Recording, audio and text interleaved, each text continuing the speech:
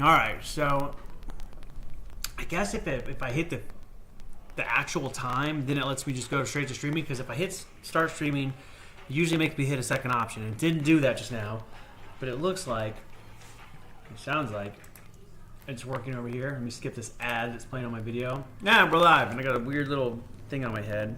It's probably been there all day long. Now what happened, I was touching my hat with my hand, and my thumbnail snagged it. And if you see my thumbnail, I'm going to take a look at this. I see if I can get it to focus. Focus. Will it focus? No, it's trying to look at that face. I crushed in a car door on December 1st.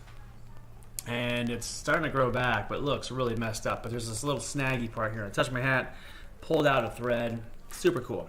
Let me pause. I have YouTube playing in my ears at the same time. That is not good.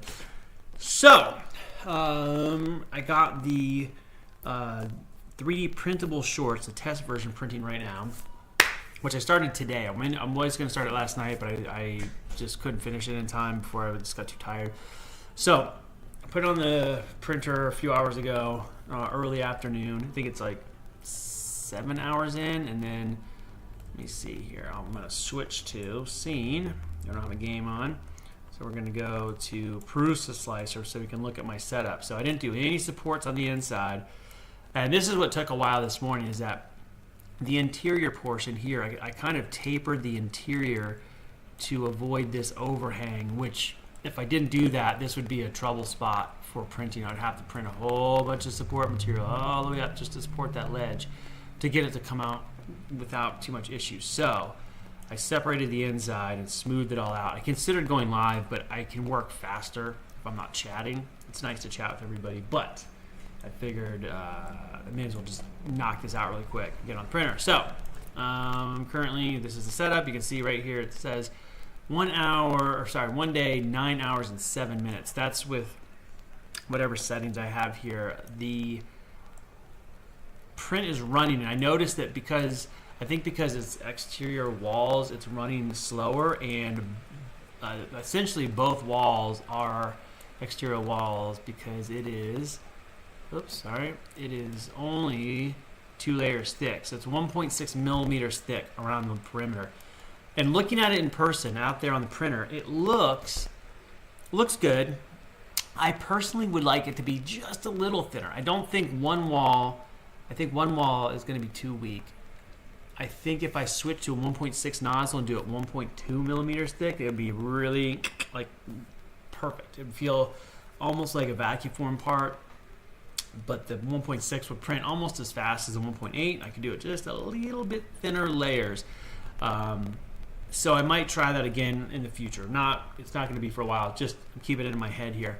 But I did speed the print up because it's the perimeter walls. It does slower than internal walls, but because it's essentially both perimeter walls, or external walls, it's running them very slowly. So I just cranked the speed up on the printer. So if I go to about here, where is it at? It's about here. Let me see. In the garage right now. That is kind of where it was last time I looked at it a few minutes ago. And that says 9 hours on the nose right here. And you can see the timer there. So that was about 9 hours is what it says. But at that point, it's about probably 6 hours in since I sped it up. So it's going about 30% faster. So whatever this time is here, I'm assuming it's going to be closer to maybe 20-ish hours. So by tomorrow afternoon, I should have a set to look at, which should be nice. But I just want to show you that. I'm going to close this out and open up ZBrush here. Switch back to me for a moment while I open ZBrush, and I'm going to get back on the foam fab versions of the shorts. Neil, hello. How are you doing? All right, so close that out. And I'm going to get ZBrush cranked up in the background here. And then I'm just going to start simplifying those shorts. I started to pattern the ones out in the Pepicura Creator because I really, really simplified them. And it's just a lot to chase around, so I'm going to see if I can simplify it a little bit more and do some indicators where the piping detail are supposed to land, because the Pepakura designer that does the unfolding, it's supposed to be for paper models, but I use it for the foam fab, and because I'm doing it for foam, I can cheat some of the things, because the foam is flexible and stretches and squishes a little bit. So just knowing that, I could go in and basically figure out the pattern and figure out what needs to be darted and what needs to be expanded, and I can do it without having to actually cut the foam necessarily. I can just indicate that these two pieces need to join up like this, and you can kind of squish the foam to match. And that's really handy. But it's going to require a couple steps. I'm going to probably do the Pepakura model, get it close. I might just post that as is with notes saying, hey, I'm going to be reworking this, but if you want to take a stab at it, go for it. And then as I redo it, I'll probably draw it all up and then go into Illustrator or something. I haven't used Illustrator in a long time, but I might put it in there or get some equivalent. I don't even know what a free equivalent of Illustrator is these days. And do a vector version with all the corrections. So I'll just basically make a vector art version over my Pepakura templates, and then show the darting and make the the indicators for everything needs to line up. I was almost asleep. Then my neighbors, happy dogs. Oh, happy dog. Is that supposed to be yappy dogs? Started up. Now I'm here. That's what I like to hear. That's what it takes, a little yappy dog. It's only 9 o'clock, 9:22. So let's see here. Did I get ZBrush open? ZBrush is open. Let me load a tool here. I'll switch over in just a second. Droid Shorts foam version. Okay, open this guy up. Get it loaded like this. All right, foam version is loaded. And we are gonna switch back over. Okay, here we go. Foam version of the shorts. Let's see, my stylus is hooked up. I plugged it in. I had unplugged my tablet. This tablet has Bluetooth apparently, and I've never used it with the Bluetooth setup before, but I always plug it in because it makes my life a little easier. So if you were here the other day, you saw that I mirrored these shorts. Now, essentially, I'm looking at doing just the base shape here and trying to figure out, it's like for me, if I was just making these myself, I would know, okay, this is gonna just overlap this way. I would just print the template and do it. But because I'm putting them for other people, I gotta figure out a way to like delineate the, what's gonna go where. Because my brain, I would go, okay, this piece here, I would just mentally note, like, this needs to be cut an extra, quarter of an inch so that it can glue. So anyway, I gotta figure out how to do that in the program, or if I'm just gonna have to go in and like redraw the templates in a vector program like Illustrator, like I was saying. I don't know yet. Do you find a Pepakura easier than making a tape pattern off a physical part? Sometimes. Sometimes yes, sometimes no. What's nice about it is like I don't have to have the physical part. I am printing a pair of shorts right now, so I could do a tape pattern off of the shorts and make those if they look right. I'm like right on the fence about that. I still would have to, if I was going to put them up, make them look nice, I would still probably redraw them in Illustrator or something. But with the Pepakura Pepakura program. I'm sorry, I've been up all day going crazy. Pepakura program, I can just do the work without having the thing in my hands, which is pretty nice. I can kind of work at it and look at it. I can go in and like test darts and kind of see like, okay, I could put a dart this way, or I could put a dart over here, and kind of just see what feels best and experiment a little bit. But tape pattern is fine too. Either one works.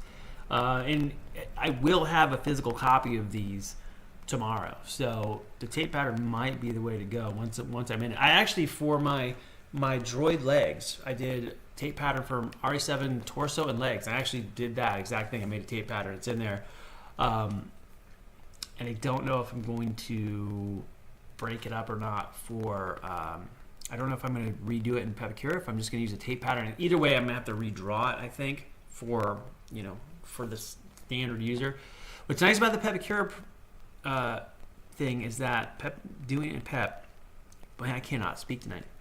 What's nice about doing the Pepicura Creator is that it is to scale, exactly. So if you print it 100%, you don't shrink the prints or anything, everything is like exactly to scale. So if I make a 3D printed element and then plug it into the Pepicura patterns, it'll work perfectly. It just lines up exactly where you want it. You mark on the Pepicura, cut your hole, put your 3D printed part, just pop right in perfect, and I love that. That's a big plus. Again, I'm not, preference is kind of like, again, with this physical thing, is it's 50-50. It's right on the cusp. Actually, when I come back tomorrow, I'll bring in my foam patterns for the other stuff, because I did do those manually. I did a tape pattern for CZ3's torso because it's a really good candidate to do out of foam. Really good.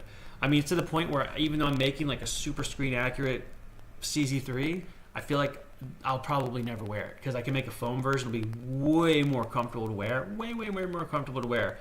And I'll just have a 3D printed head and maybe the arms. Maybe not even the full arm. Maybe like half the arm will be printed and then the rest will be, like the top will be foam fab. I don't know. It's hard to say. But my friend Cameron did, I don't know if you're on here, but he did a Forlum. It looks great. I saw it on Instagram or whatever, and it was awesome. And he posted a video of putting the costume on. He was like by himself. Now, with the Protocol Droid costumes, that's not possible. So I was like, how the hell is he doing this? And then I realized, oh, it's made out of foam. He did a very good job of painting it, weathering it. Like, I wouldn't know until he exposed it, you know? So that was interesting. Here I am. Let me see over here. Hold on. So that was cool. Anyway, let's get to work here. So this is the very simplified version. So you can see that it is low poly. And if I turn on the smoothing, you can kind of get an idea of what it'll look like once it's foam. Like sharpen these edges up a little, maybe. You can see there's my poly groups. You see where everything lines up. And the less polygons you have to deal with, the easier it is to break it up in the Pepicura program. So I'm trying to simplify it as much as possible, get it as low poly as I can, and retain the shape. So I'm going to go to Z Modeler, BZM, and I'm going to see if I can just remove as many of these little loops as possible, so we get every other one here until it starts freaking out. Sometimes the loops will do like continue in some weird spot, and then you can get into this area when you go around, like where does it end up? See, it goes across the crotch and you get this like funky area right here. Is that bad? Yeah, I'm not gonna do that one. But I already cleaned these. I took all the extra polygons out of here. Trying to just get this as simple as possible. I feel like the side here could do these go around? Do they go? If they just go straight down, I'm just going to take these off, because even though it's flat, it's not going to matter. That is okay. Basically, where this is marked, we're going to know that that piece is going to be the little bump out where the sides are. Look how freaking weird that looks. Maybe I should leave one of those in for the transition. I don't know. It's probably fine, actually, because I'm just going to note that this is a separate piece. And that will be okay. Let's see. Can I come down the back here? I took the piping detail off of the back of the short because it really is just going to be a thing that for mine, I'm going to eyeball it in, and then maybe I'll just make some marks on the final so we know where that is. If I take every other one out, where does it start to fall apart? Right around here. If I go too much further than this one, it's gonna freak out, I think. Yeah, geometry starts to get weird. Let's see. In this one, you can see the loop kind of goes around. Oop. Does it mess anything up? Kinda. All right.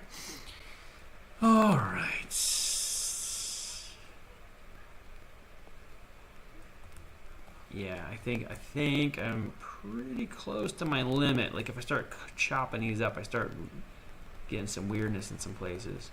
But that's okay. Now if we turn on the smoothing, look at that. Smoothing on, barely tell a difference.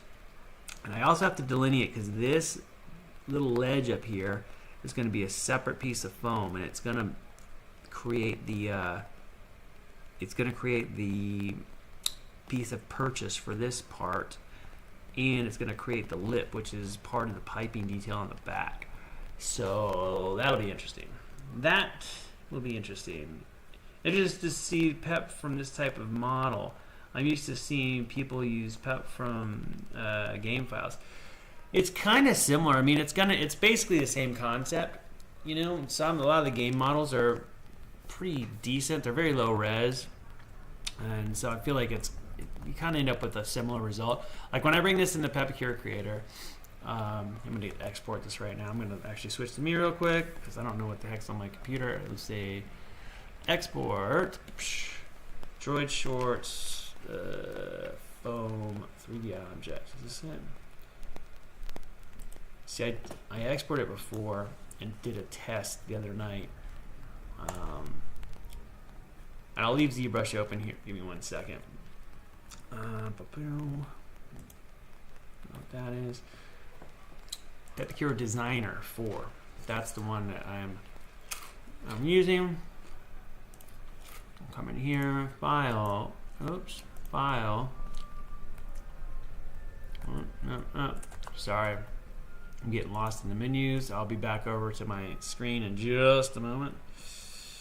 Droid Shorts V3 foam pattern PEP. All right, let's try this. Open the thing. All right, we're coming back in. Ready?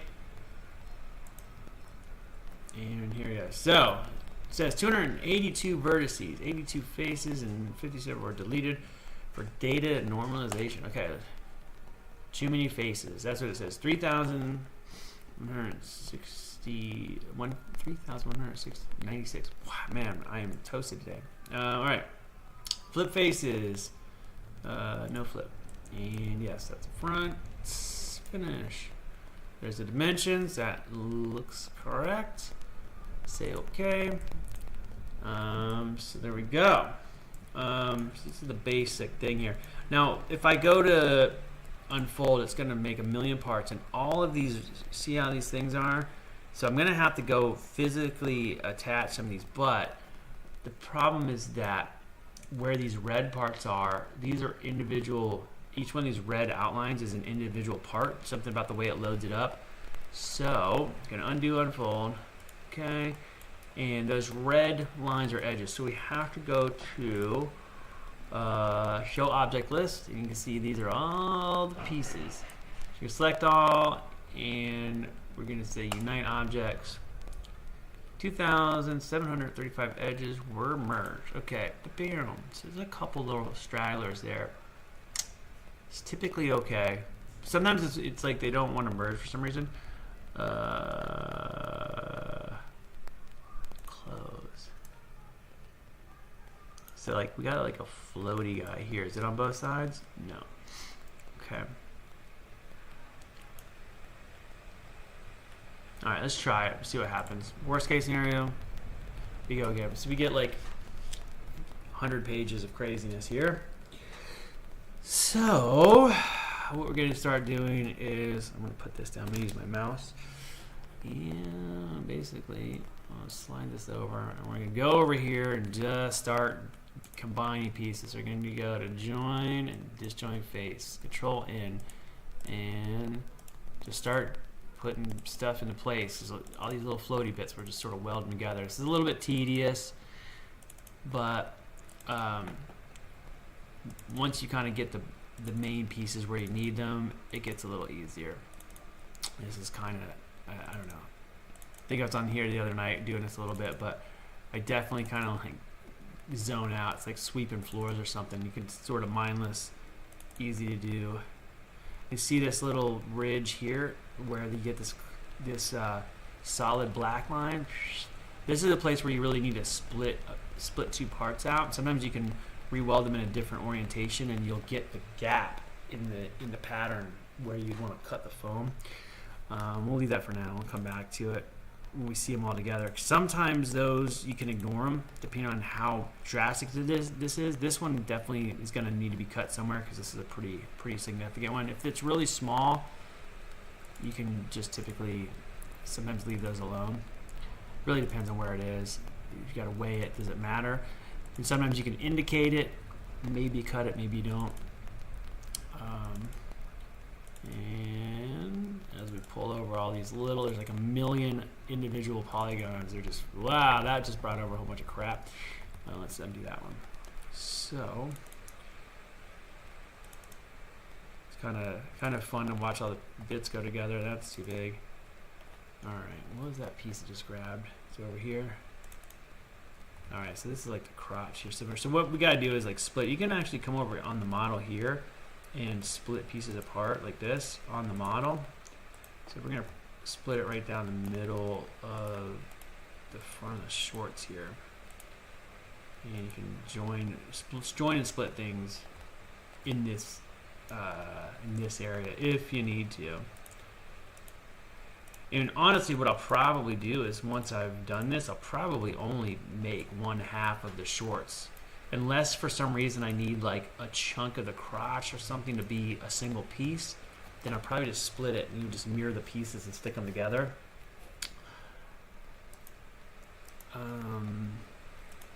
But yeah, it is back to the whole like taping or making a tape pattern versus a computer pattern. It really does come down to just time, what's going to be easier in the long run. Like if I was going to go make a tape pattern, I have to go in and like scan it in and like get the scale right and do all this stuff to make sure that it's correct. And if it was a sculpture, like if I was doing some kind of like monster mask or something and I was doing that, it's a little better, but I'm trying to keep these like pretty accurate to scale to match with all the either 3D printed parts or my fiberglass pieces, because I've got stuff that's cast you know, from different molds, and it's a certain size. I want these to be accurate with those as much as I can get them, so without having to, you know, fight with scaling on a printer or something. That makes my life a little easier to do it this way. But yeah, next time I come on, I'll bring the other patterns in so you can see them. But like I said, I did a set of legs from my RA7 and a torso from my RA7 and from the CZ3 droid. And I just got to figure out the best way to deal with putting them in the computer so that I can share them and make them nice.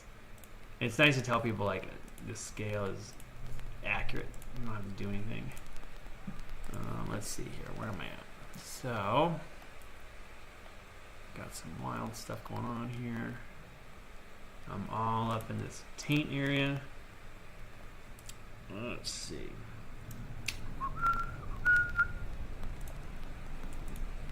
See, it's crazy. Look how much some of these little polygons, they just separate them way out. So there's this just floating there by themselves. Crazy noise upstairs.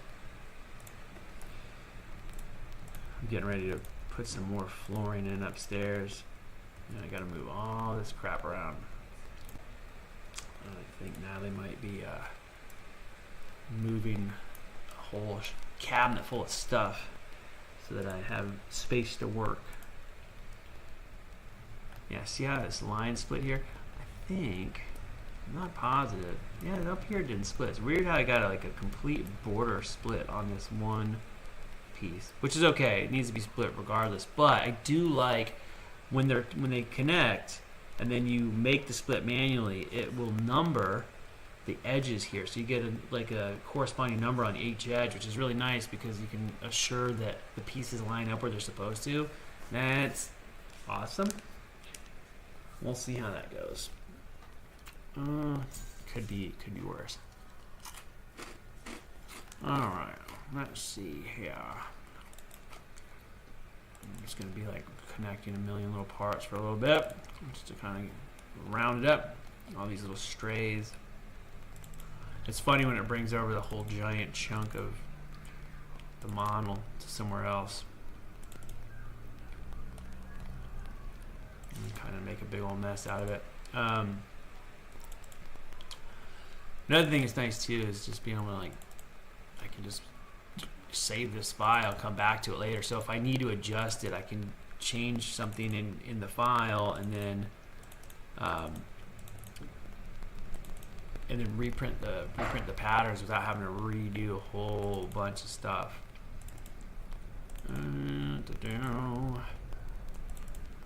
Oh, there's a big chunk. I think I just reconnected part of the crops. That's okay. That is okay. Bam. Now, yeah, today I got that thing printing. Natalie's birthday's coming up in a couple days, so I went and grabbed accessories for the cake that I'm gonna make. Should be cool. And I went for a run, which I haven't been running much in the last year. I've taken it kind of easy because I got like an injury on my foot, and it makes running kind of suck because what'll happen is run and it's great, and then I stop running and my foot hurts really bad the next day, which I don't like because I got plantar fasciitis, and it's getting better. It's not better yet, but it's hard because it feels like it's better, so then I want to go run, and then I go run and it hurts, and then it's sore again for like 2 weeks. So it's trying to figure out the sweet spot. It hasn't been bothering me for a while, so I'm like, okay, I'm gonna try to run today, see what happens. I did a run in Japan in December. Jeez, like a month ago. It was 2 months ago almost. It's the last time I went for a run. Went today. It's okay. My foot's a little bit sore right now, but it's not the worst. See this little gap here? Okay, we got a gap here, and you can see that these two pieces want to connect, but this wants to split. So we got to figure out where this thing is. When we start getting these things where the little polygon will just jump from, like, you'll see, like if I go here, it just pulls this one down. This is when you can start placing these and get a good split for a dart in the foam pattern. I have a few friends that can just look at shape like this and know where to pull darts and cuts from looking at it. Oh yeah, I mean that's the thing is, like, if you've done foam fab, what's great knowing this crazy model is you can look at it and it's going to make it way more complicated than it needs to be for foam. So I typically go in, block it out, and then I'll go in with a Sharpie and draw where the cuts would go in the foam. Like, this gives a pretty good representation of some of the main ones, but then there's some where it could be a squish, you know, like marking the corresponding sides, and then you get the foam can be squished a little, which I really like too. It just saves so much easier. Yeah, I got some really talented foam fabber friends as well. Same deal. We're probably talking about the same people, honestly, but they're like crazy good. They just have so much experience with it.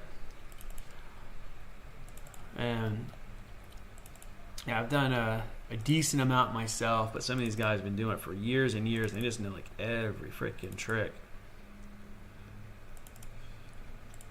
There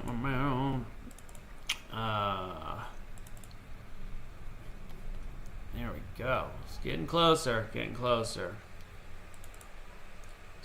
Figure out all these little guys that are floating. And sometimes there are ways to do, there's a setting in here where you can change the amount of welding that it does between the parts. So you can simplify this in the program, but if I simplify it too much, I start to lose some of the detail I want. So I kind of leaning on it being a little bit polygon heavy here, just so that I can have a little more to work with.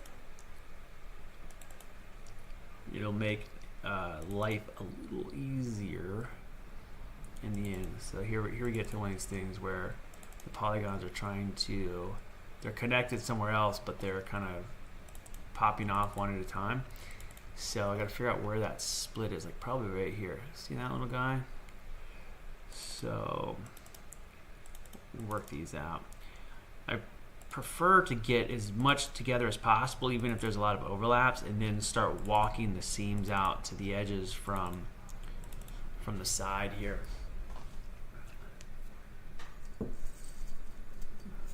Oh yeah, Gary's super talented. He did all those suits for like, oh god, who was it for Mandalorian? It was cool because they foam fabbed them and then molded them and cast them out of urethane. So it started out as a foam fab part when it was made into a urethane part, which is really cool.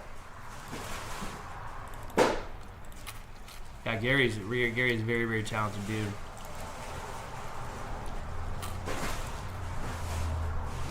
I guess Natalie got some stuff from Walmart and they delivered it. So she's bringing it in right now. You need help? Do we need to pause the live stream and help out?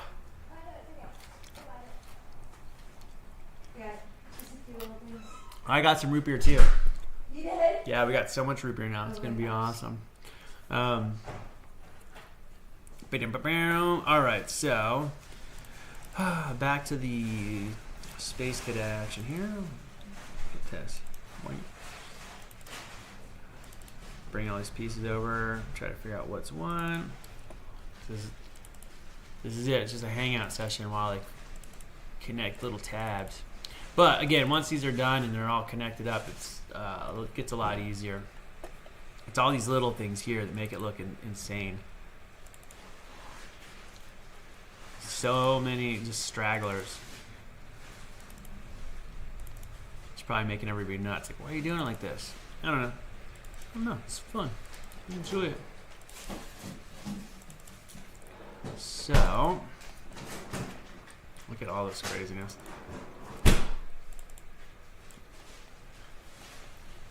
Look, so many pieces. Yeah,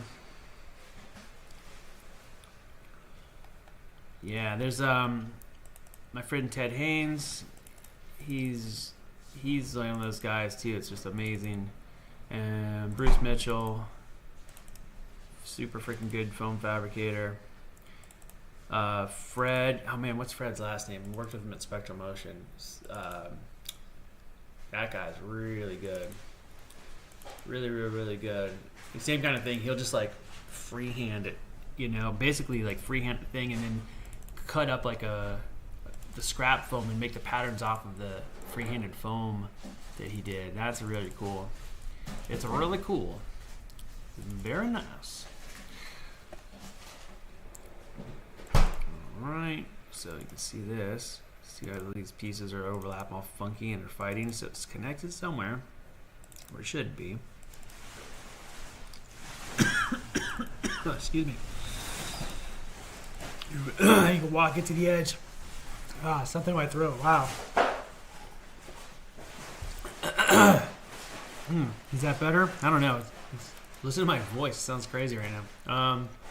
So, all right. Let us see here. Cool.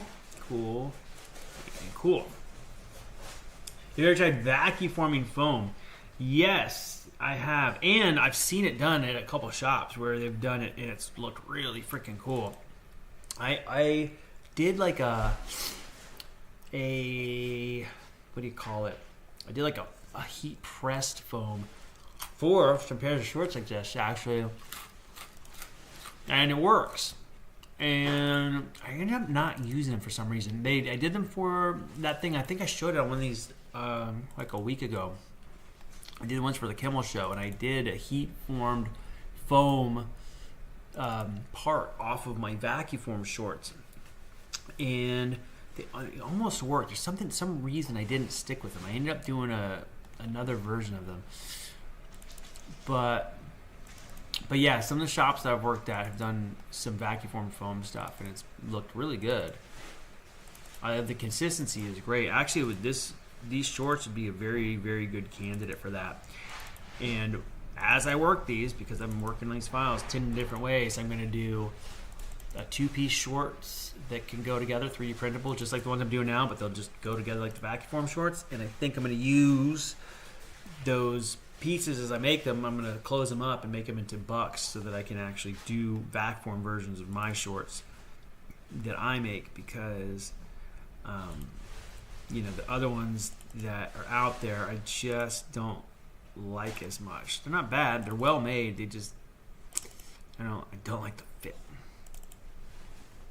So this is one of those things where we got quite a few little pieces that overlap. I don't want to spiral this out into a bunch of parts, so we got to sweeten it up here. It's like some of these guys could be broken off and then reconnected down here, but I'm going to keep that together for now. Oops. Well, let's see. I'm just going to randomly connect stuff. I just disconnected thing that was smooth. Collect all these little guys so I can just stop thinking about them.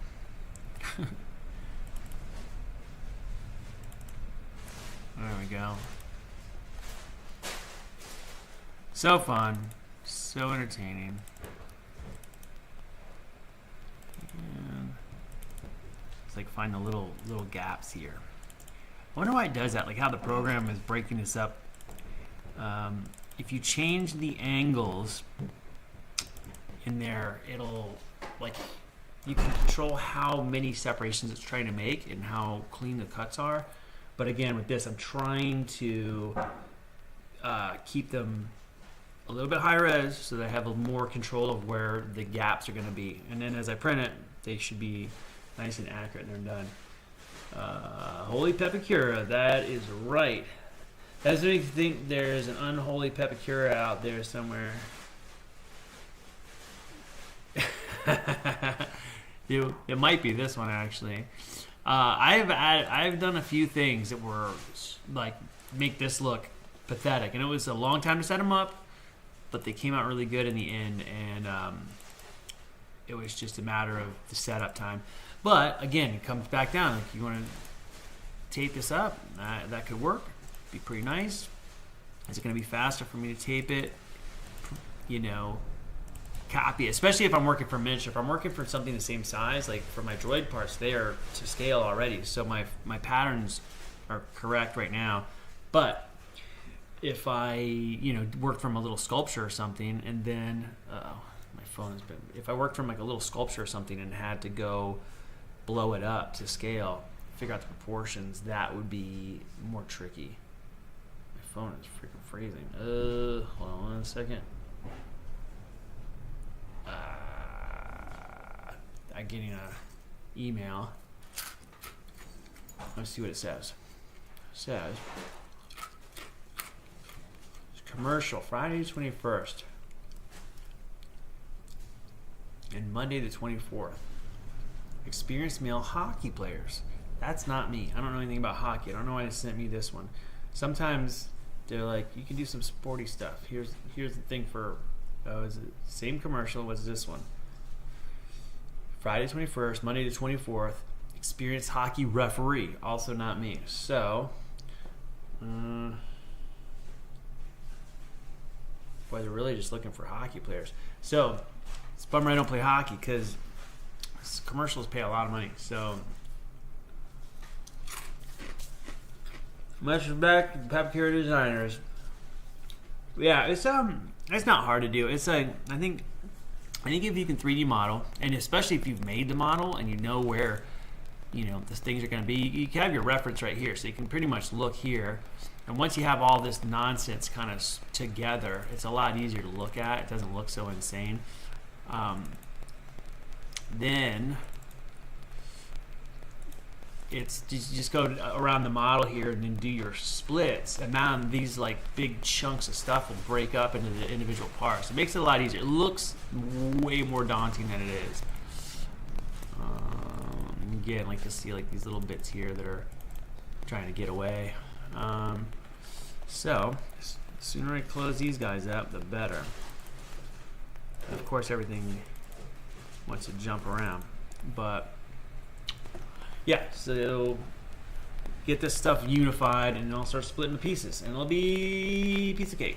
You ever seen anyone make a pet model out of paper and then Bondo paper to make the part? Yes. One of my, I did a I've done that back in like 2011, maybe. And it works. It works. I actually have an Iron Man helmet in the garage that is made that way. And then I made it and I body shopped it all out, and then I did molds and casts of the parts. And wow, that is a mess. And it is pretty awesome. It works well. There's some things I learned in the process. I've learned a lot of stuff since I did that. So if I had to do it again, I would definitely change a few things based on the methods, but it does work. It's very, very, very easy to warp the paper. So you almost have to, you want to like practically seal the paper with something very gently that won't saturate the paper. I did straight up polyester resin at the time. Excuse me.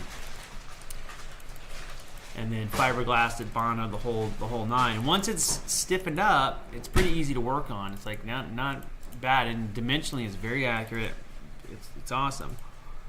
But there's a lot of like tedious stuff. Somewhere, if you look on my YouTube, my old videos, probably 2011 or 2012 maybe, there's times when I made Pepakura stuff and it would be like the scale would be off, and you won't really know until you're almost done.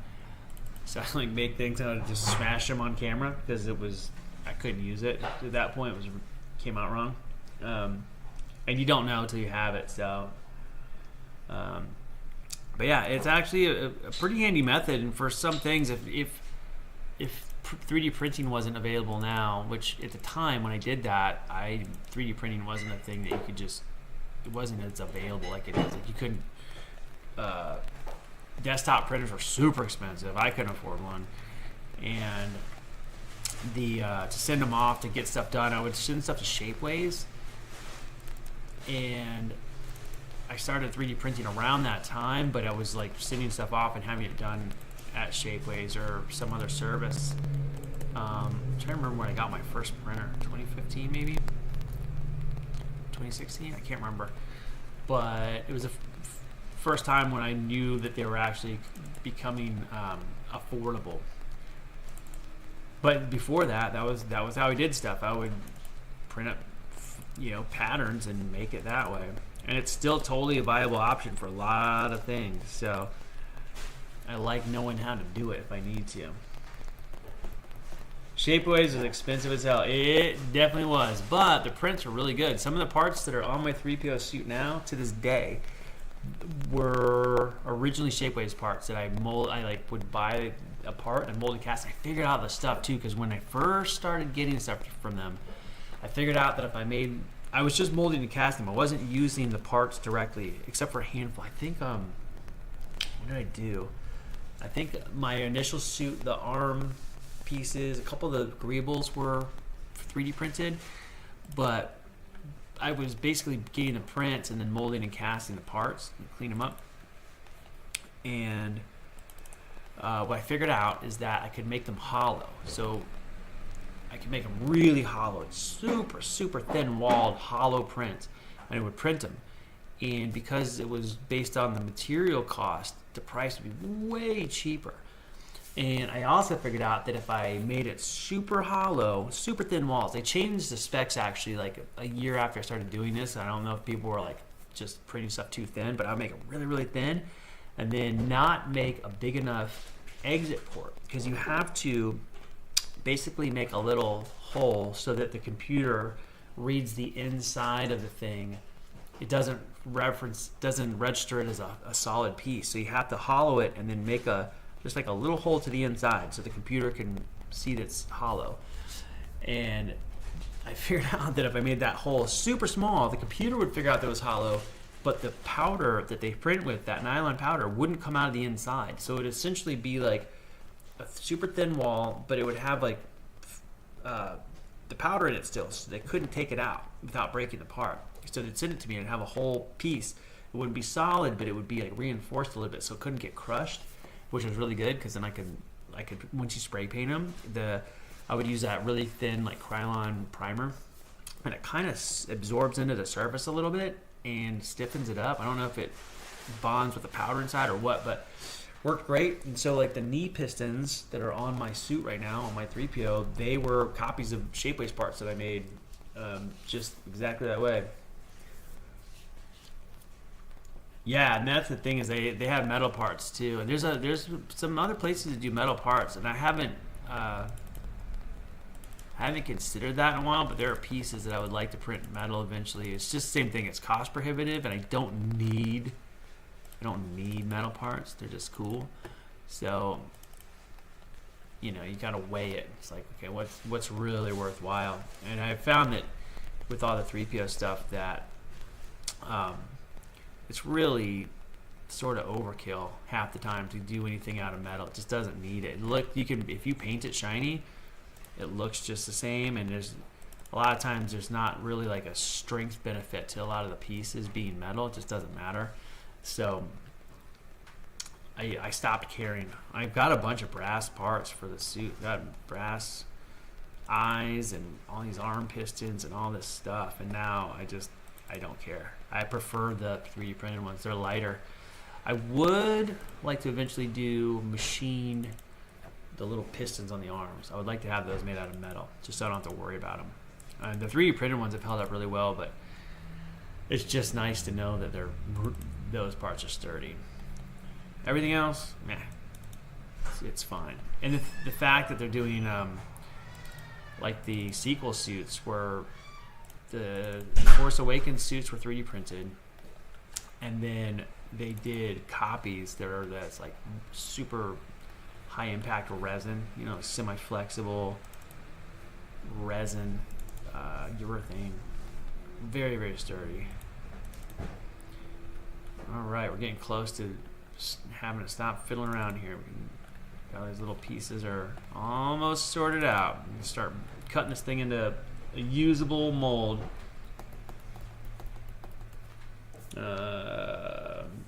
I started SLA printing the fragile parts of C3PO with flex resins. Yeah, see, that flex resin is really great.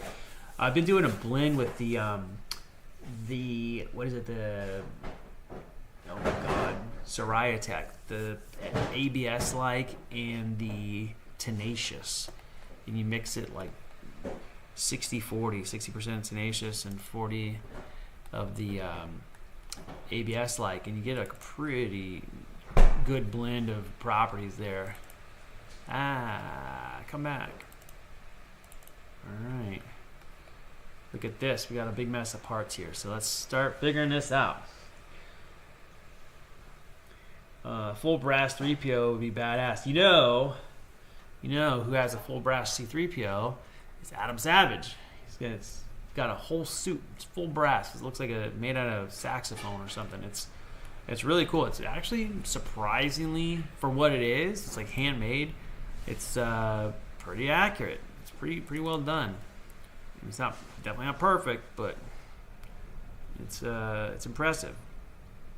You can see it up close, and it looks weird. I remember seeing it in his videos, and when I got to go to a shop, to his man cave, and I asked him about that. I said, hey, there was this 3PO up in the loft in one of your videos. He goes, oh, that's this brass one. And he took me back and showed this brass 3PO to me. It was really crazy. Apparently there's a couple of them floating around. Like the guy that made them did more than one. And very interesting thing to see. It's a very interesting. Alright, so let's see, these pieces are getting out of control. Try to figure out where to split these guys up. It's this little guy here. Got this weird gappy overlay. Oops, I did it backwards. Great, good job. I use Rytech, ABS, and Tenacious for my action figures. Yeah, it works really great. And they have so many new resins now. Now was the last time. I'd love to meet Adam Savage one day and see a shop. It's really cool. Apparently, he got the when 3210 Studios, which used to be ILM, closed down. He got all of their crazy shells with all of their model building stuff, and so he had room to set it up, and he set it up as it was set up at the studio, which is very cool. I have not seen that since he did all that, since he added that stuff to the shop. But it is,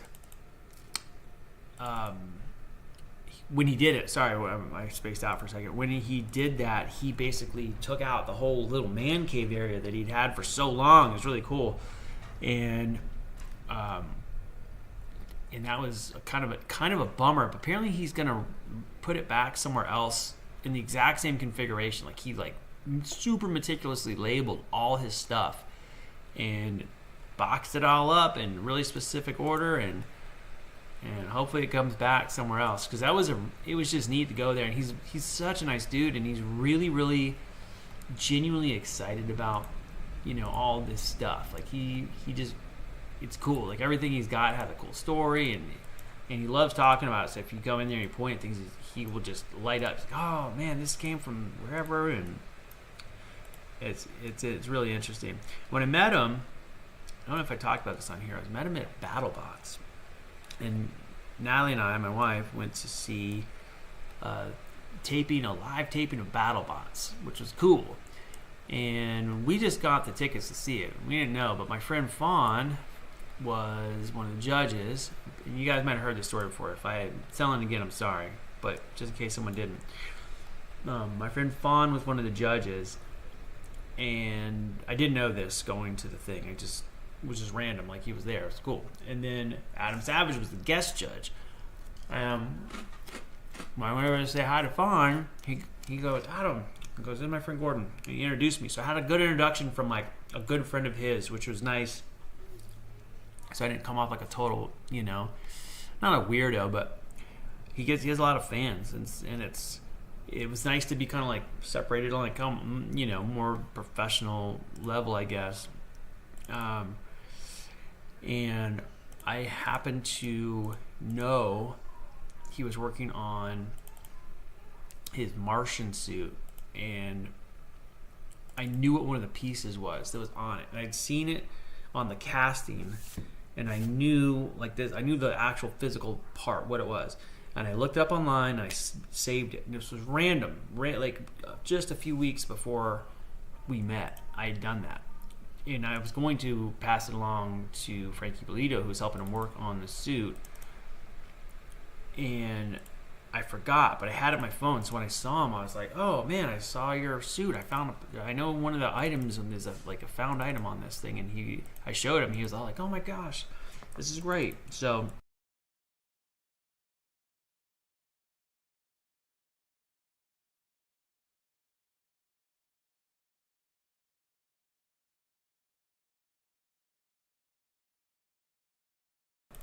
anyway, earned me some brownie points for sure. So that was kind of cool. And then he's like, "Oh my gosh, if you're ever up in San Francisco, to come by my shop." I was like, "Okay, that's amazing."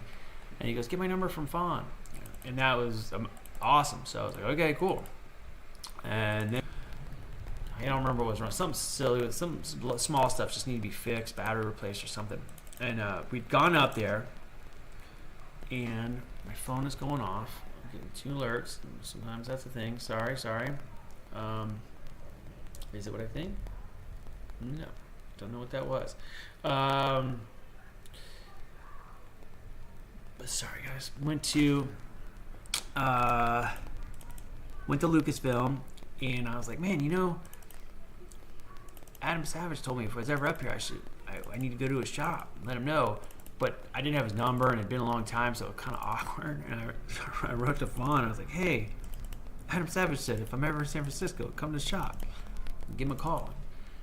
And he said to get the number. I'm like, "Is it too weird? Should I do it?" And Fawn's like, "Hang on a second."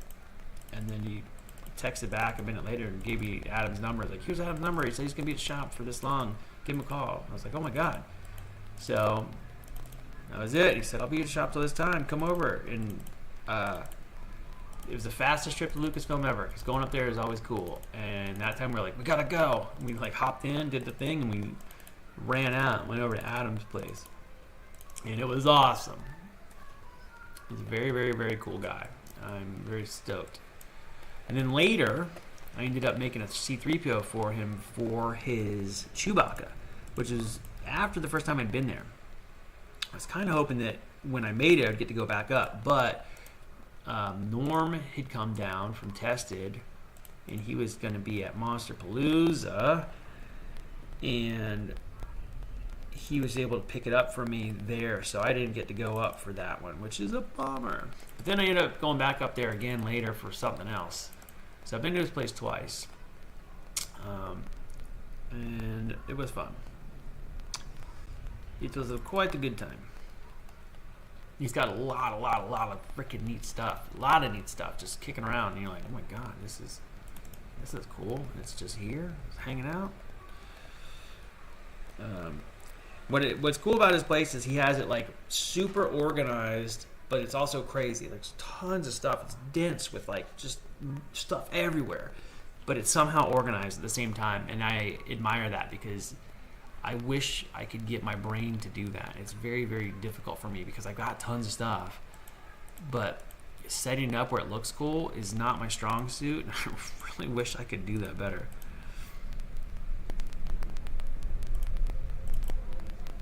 Boy, this truck just went by my house. It felt like a freaking earthquake was happening. Well, let's see. Where are we going to split this? I really need to split this way, I think. Boom. This is where I start trying to figure out these pieces. So fun. So exciting and fun. All right. We'd love to see Adam Savage.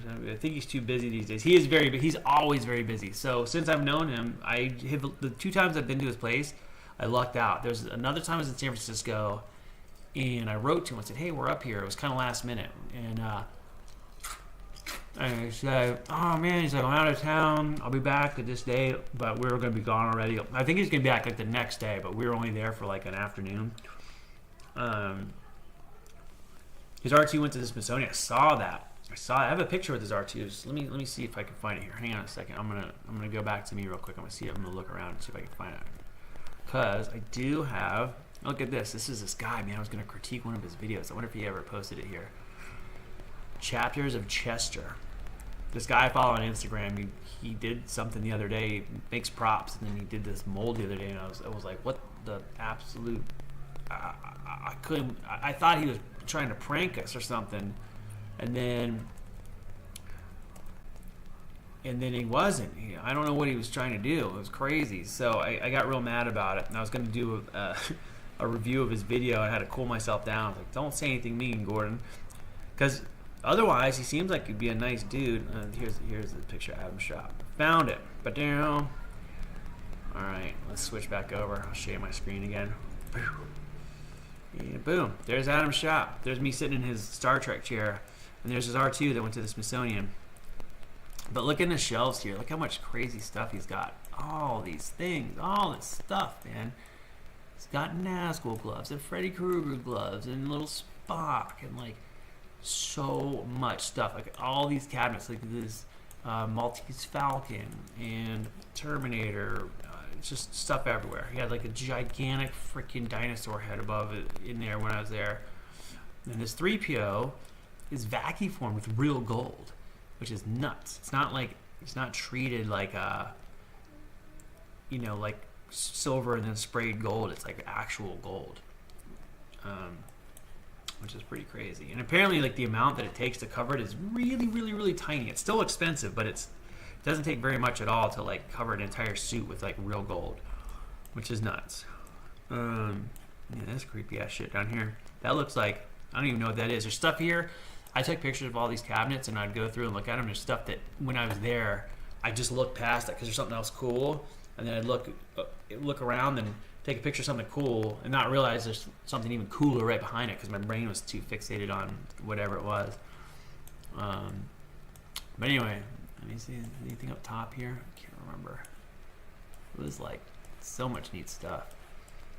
And then this, if you've seen pictures of the shop, this whole like these cabinets kind of wrapped around like a U shape. So on this wall that would be over here, there was even like twice as many. Like I went all the way down, and then there's another like kind of return section like this on the other side. So much cool stuff. I liked it. So anyway, let's go back to Pepicure Creator. Let's get back to work. Let's get back to work, guys. Don't distract me. I'm just kidding. You can distract me. I'm still going. As long as I'm clicking away these little things while I chat, everything is good. Everything is good. All right. So I got my bodies of stuff here. I think this is, hang on, if I go to select the move, I can kind of see where these things are. So that's that panel, right? That's that panel. That's that panel. See, this is kind of nice because I could actually, once I get this figured out, see, that's a little much. I don't need that much crap. This is sort of that side. Yeah, so I'll get these worked out. And then like this guy here, where it overlaps these ridge lines, I'm probably just going to separate these into like individual pieces. I'm going to have to notate where they are and extend these because these are going to, like this return edge that's right here, like if I zoom in, the angles that face upwards, these parts here, these guys are not, there's not going to be a piece of foam there. It's going to be the top edge of this piece of foam is going to make up this little return here. So I just got to figure out how to note that on my instructions. Again, this is one of those things, if I'm doing this for myself, I'll just know it and it won't matter, but trying to make this so other people can do it is like, you got to think about it a little more. Got to simplify it. The wind is picking up outside. Here, or oh, you don't live very far from me. It was getting pretty freaking windy. Earlier, I was driving a car and I thought the alignment was off. I was like, man, my alignment going bad? And it's just the wind like raking across. I was going like right by Palmdale Airport and Sierra Highway. And I was getting that crosswind. It was pretty awesome. Panda props and costumes. Yay. What's up, Gordon? Are these EVA foam shorts? They are. They're the ones I'm working on now. And I'm 3D printing a pair of new shorts that are kind of like these. I did a TPU, but I cleaned them up. Did a cleaned up version. And I'm doing a set in PETG right now just to see how they feel. Because I feel like the PETG has a little flex. It's not too flexible, but it's stiff enough where it holds paint, but it's got enough flex where I can probably walk around if I cut them right. Sort of like the vacuum form shorts. So, I'm trying to come up with the right blend. And if that model works, you could probably use it for TPU as well, but it's a little, I think it's going to be a little more difficult to paint for the gold. However, BJB makes that TC90 paint that's real flexible, and you could probably use that on there. It seems pretty tenacious.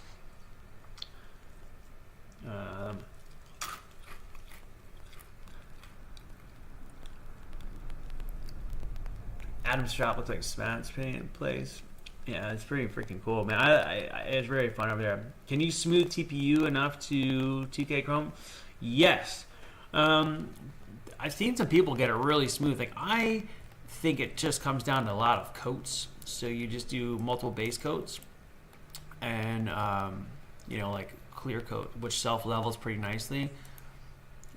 Join thing. And that should be the case, but there are multiple people out there who have done very smoothed out TPU parts. So I actually found a thing that worked really nice. There was a Dremel attachment that I have not been able to find them, but I had a bunch of them from years ago, and it's like it looks like a wire brush, but with black little plastic bristles on it. And that thing worked awesome to do. I used to use it for when I do latex masks to clean the seams off. And it worked really great because it could it would whip away the seam, but it wouldn't tear up the mask. It was cool, and it worked on the TPU to smooth it. It was pretty tedious because it's very small, but it works. So I was like, man, maybe there's like a bigger version of this thing that I could do to buff it out. I think it just gives just enough friction to melt the surface or something just a little bit. But But the brushes I was using just started to disintegrate because as you use them, they just wear out kind of fast. And I could not find replacements. I'm sure they still make them, but I haven't looked online yet. I usually looked at like Home Depot, wherever I buy my Dremel stuff, and I can't find them anymore there. But they used to come with like the Dremel kit.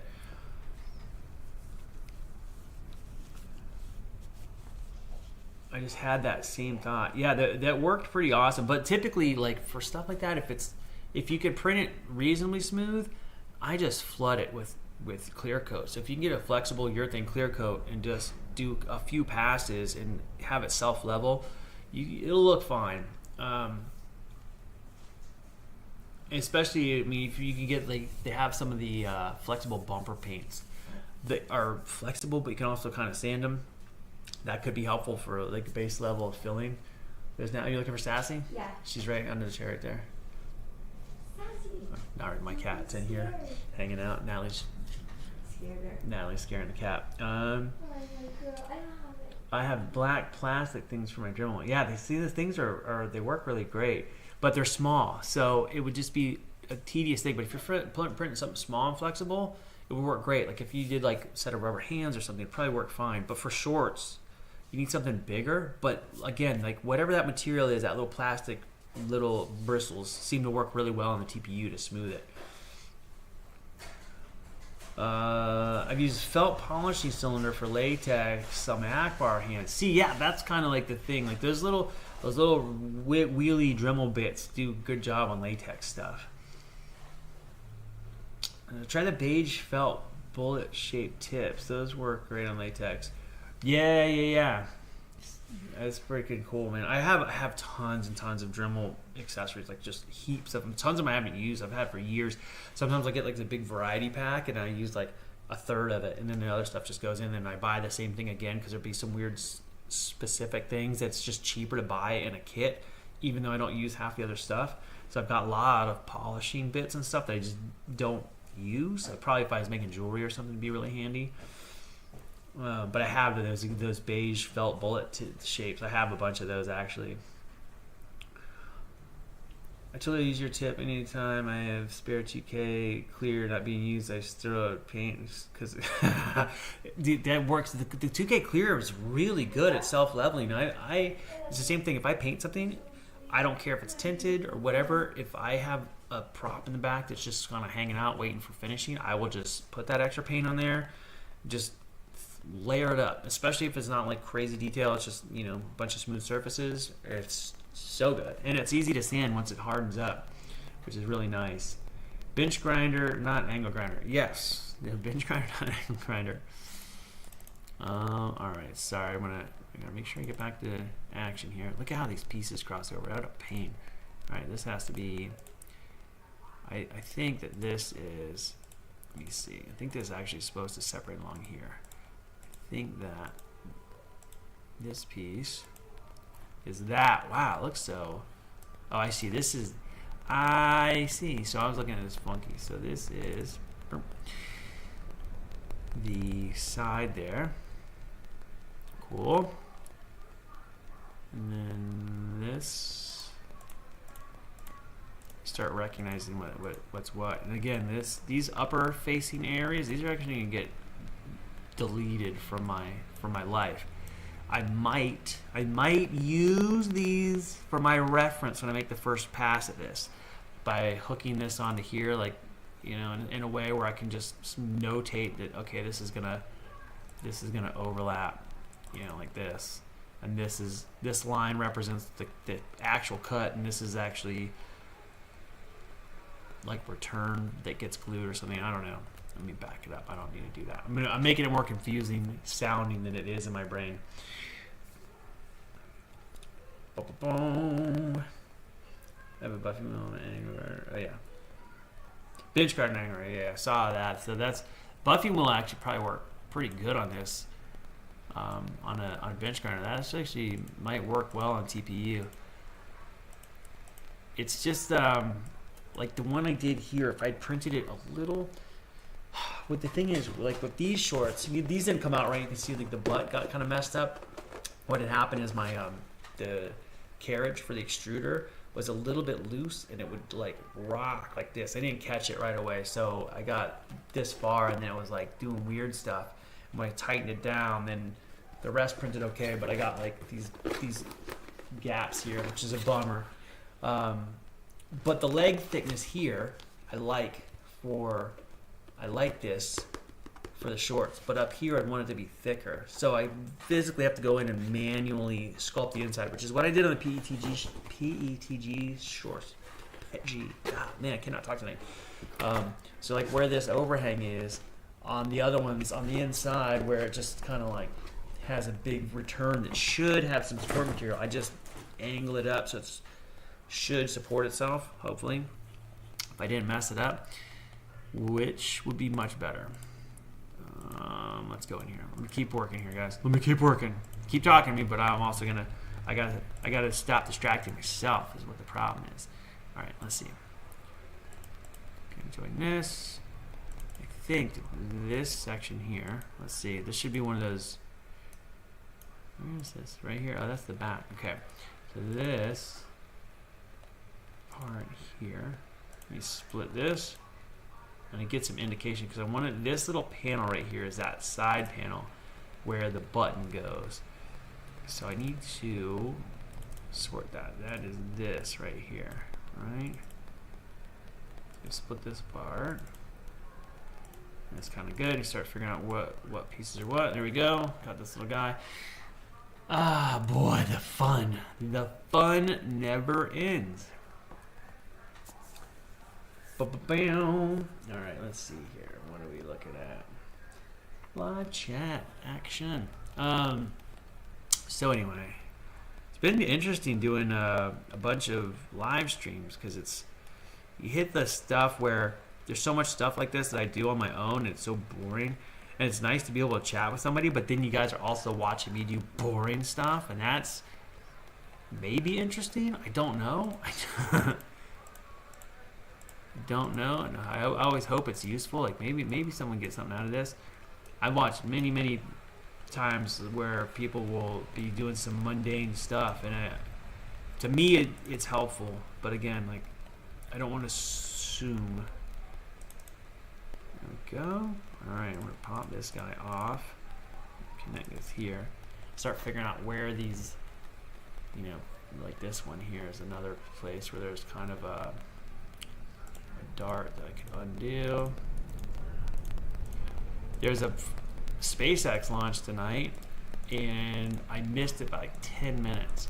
I went outside, and this freaking cool trail was in the air, and everybody's posting their videos of it, and it was like a really particularly spectacular looking one. I was very bummed. Very bummed. They're neat to see. When I used to live in Florida, we could see all the launches from Cape Canaveral for all the way back. I used to see the space shuttle launches for years and years when I was a kid, and I loved it. And when we moved to California, I was like, oh, that's kind of a bummer. We're not going to see launches. But now, got Vandenberg shooting stuff off like every week. There's launches all the time.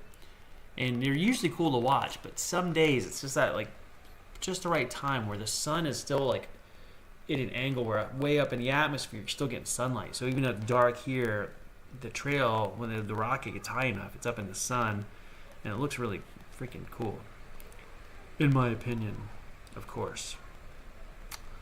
All right, let's see. We got this thing. If I do it this way, we get a little overlap there. How are we gonna break this part out? Don't know yet. Don't know. Connect it there, maybe. I feel like this is one of those pieces that I could kind of compress if I need to.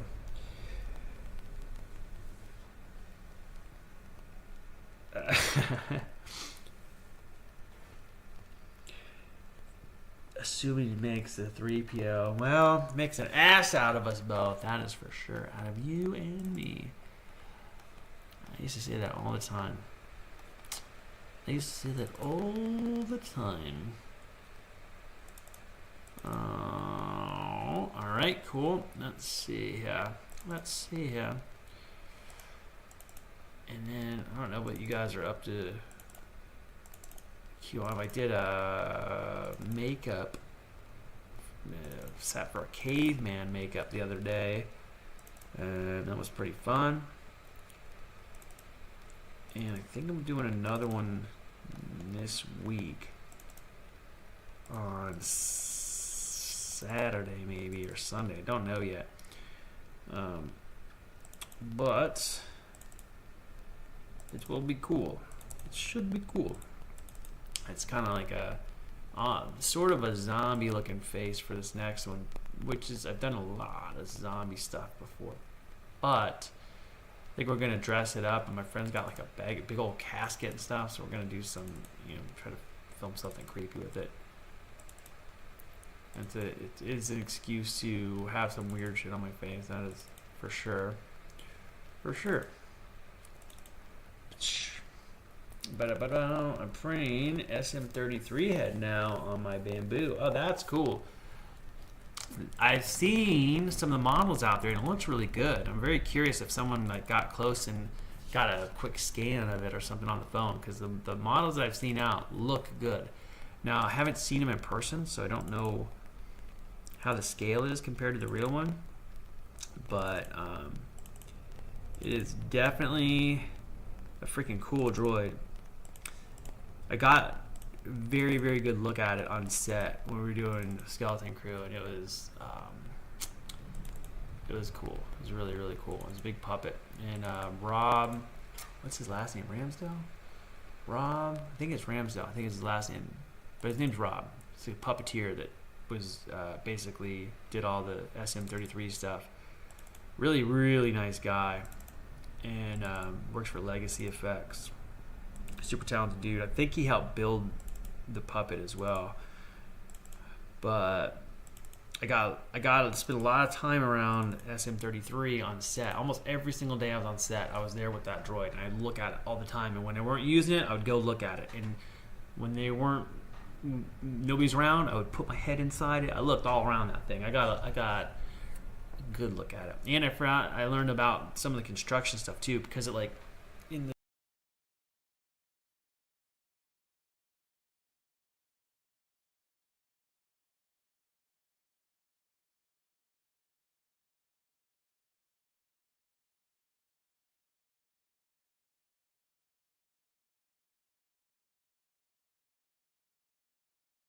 the show, he extends, he's kind of maybe 6 foot tall ish, maybe 5'10", 6 foot tall when he's just kind of walking around, but then he can extend, so the legs extend out, arms extend.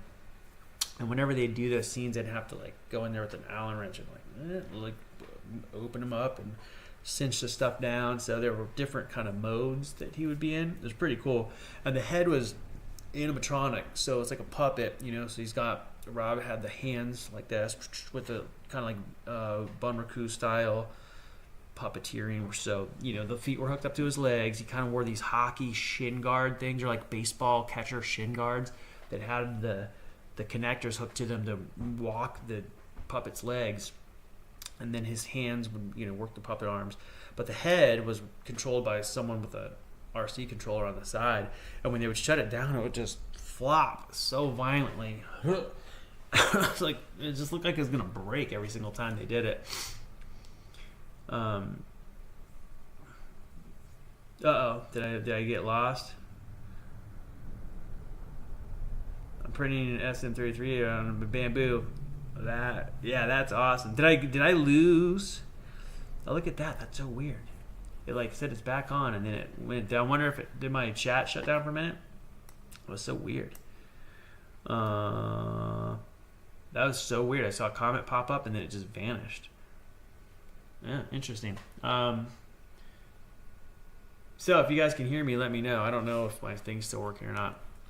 But yeah, anyway, I was going on about spending all this quality time with SM33. Boom. There we go. I'm going to try to get these guys broken up into the things that I'm gonna use.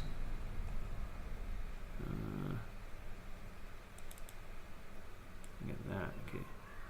So that side goes there. Interesting. Yeah, so who made the files for the SM33 head? Where'd you get them from? I'm curious. because they do look good. I've seen a couple people print them, and they looked good from what I saw. And the thing is, SM33 was at Disneyland and at D23 on display. So if you just had like a scanner on your phone, you could probably get like a pretty decent base to work off of. Can hear you now. Okay, cool. So I was no sound, just cut out for a few. Oh.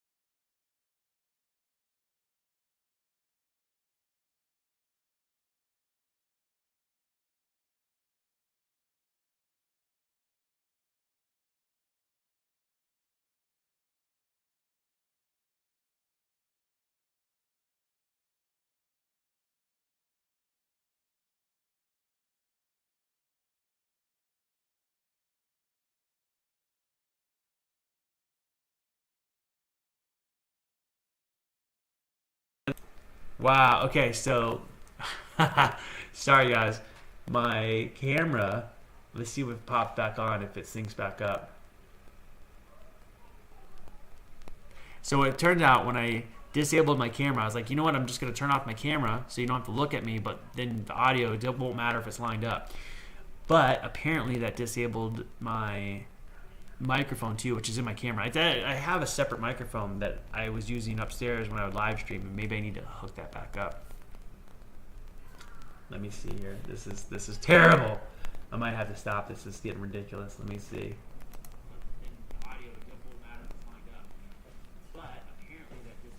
Actually, it looks like it's fixed now. I'm looking at it. It looks way better. So sweet. Okay. So what was the last thing you guys heard? I don't want to bore you to death with anything. You might probably help too if I shut ZBrush in the background. I'm not using it, so let me do that. I just have too much crap open.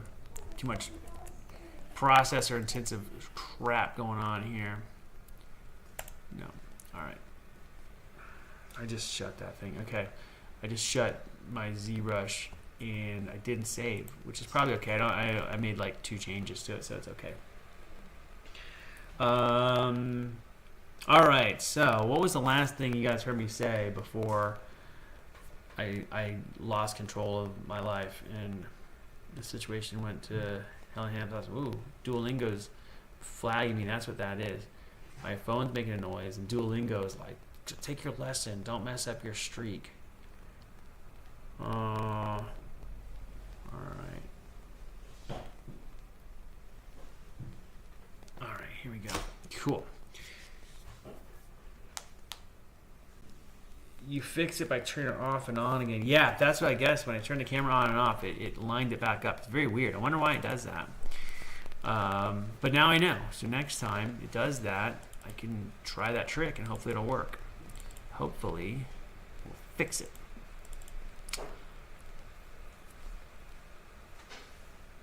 Ah, the SM33 behind the scenes. Yeah, so got to hang out with SM33 a bunch. It's really cool. I learned a lot of stuff. So you got questions, and if there's anything I can tell you about, let me know. And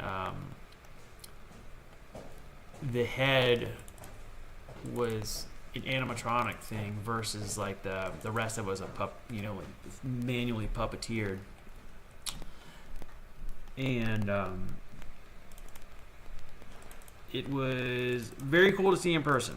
That I can say that. I really liked it. Yeah, how the puppet flopped over when not acting. So yeah, the head was animatronic, and when they turn it off, the servos just turn off, and the head would just flop down. That was pretty scary. But was a very neat thing to see. They Legacy Effects did a lot of the animatronic stuff on that. So like,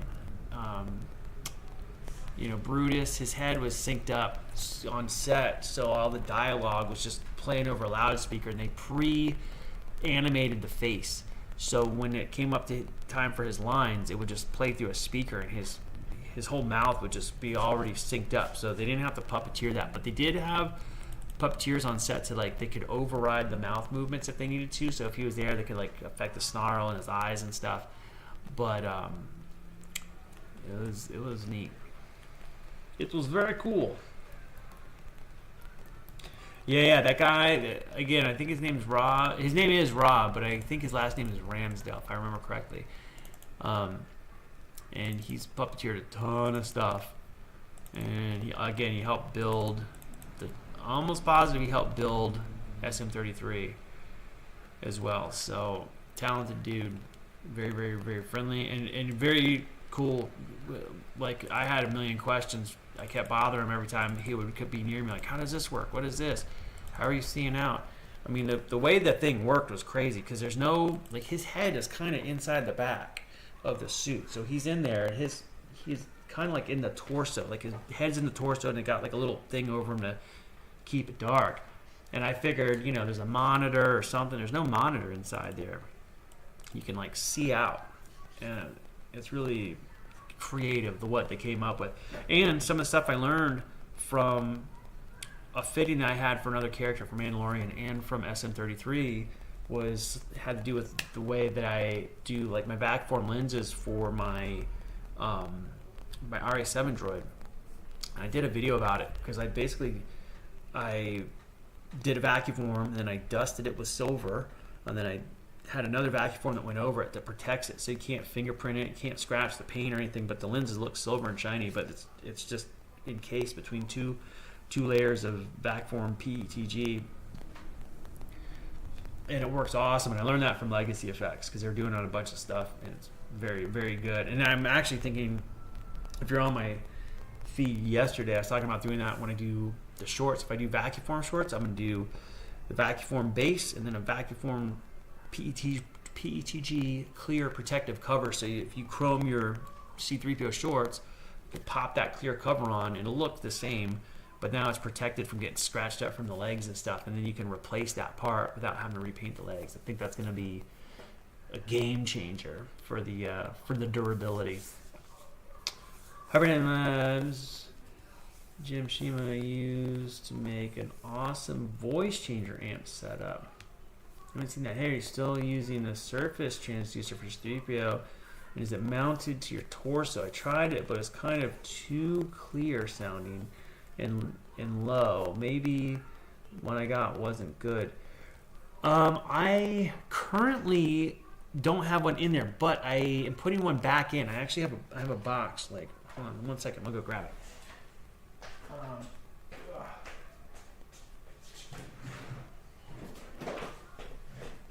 Right off camera. The cool story about this box here. Let me swap back. I think it's in here. I'll show you which ones I got. Oops, just knocked some stuff down. Let me show you which ones I got here. I'll swap back over. We're gonna hang out here for a second. What's cool is this box.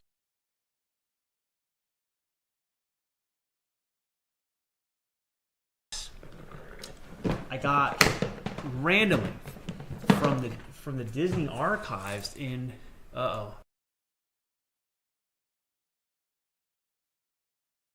Did it freeze up again? Oh, there it goes. I got it randomly from the Disney archives, and they were bringing in stuff from the sequel films to the archives here, and they had all these boxes that they shipped all the Star Wars stuff in from the UK. And there were some of these, and they were transferring all the stuff to a very unified box organization system that they have here at their archives. And they had a bunch of these boxes. You see one of these boxes? And I said, sure. So I got a few of these things. I wish I took more. I could have taken 10 of them, and I wish I did because they're sturdy. A couple of them are custom. They put a handle on the inside, so they basically put a screw through the side here and put a piece of wooden dowel through the middle. And when you open it, now you can like pick it up like a toolbox. It's very, very handy thing. But anyway, these are shit from Star Wars. Anyway, I got in here. Let's see. I should have the newer transducers that I got. Now, this is currently what I'm using to get by because I have been wanting to put the speakers back in my suit forever, and I just never get around to it. So I've been using the Little Acre. I think this is a 10 watt. This is the what is this? The MR1506. It's real loud. Sounds really good. I put this in my shorts, like right in my crotch. This is where this is, and it's loud, works fine, but I don't like it. I prefer it to be back in the suit with the, having the speaker kind of in the chest. So I have in this box somewhere. I also have a backup speaker that I got that I've never had to use, but I have it just in case something goes wrong. And both of these are going to become my backup speakers, and then I'm going to put the amp. I still have my old amp that was in my suit before. I have that upstairs, but I have multiple transducers that I swear in this box somewhere, but I don't know what I've done. They are in here. I just saw them. I did an event the other day, and I tossed a bunch of crap in here on top of all the stuff that was already in here, so it's a little crazy. I've got like 3PO eyes. I'm working on a bunch of stuff. So I have a new head in the garage that I'm going to try to chrome with the Duralumin. And if it works, if I can get the color close enough to my suit, then I'm going to use that to swap out. But these are like some of my new eyes. Let's see. Where's the stupid transducers? They are magnetic, so they might be sticking to something else right now. Because I move everything around.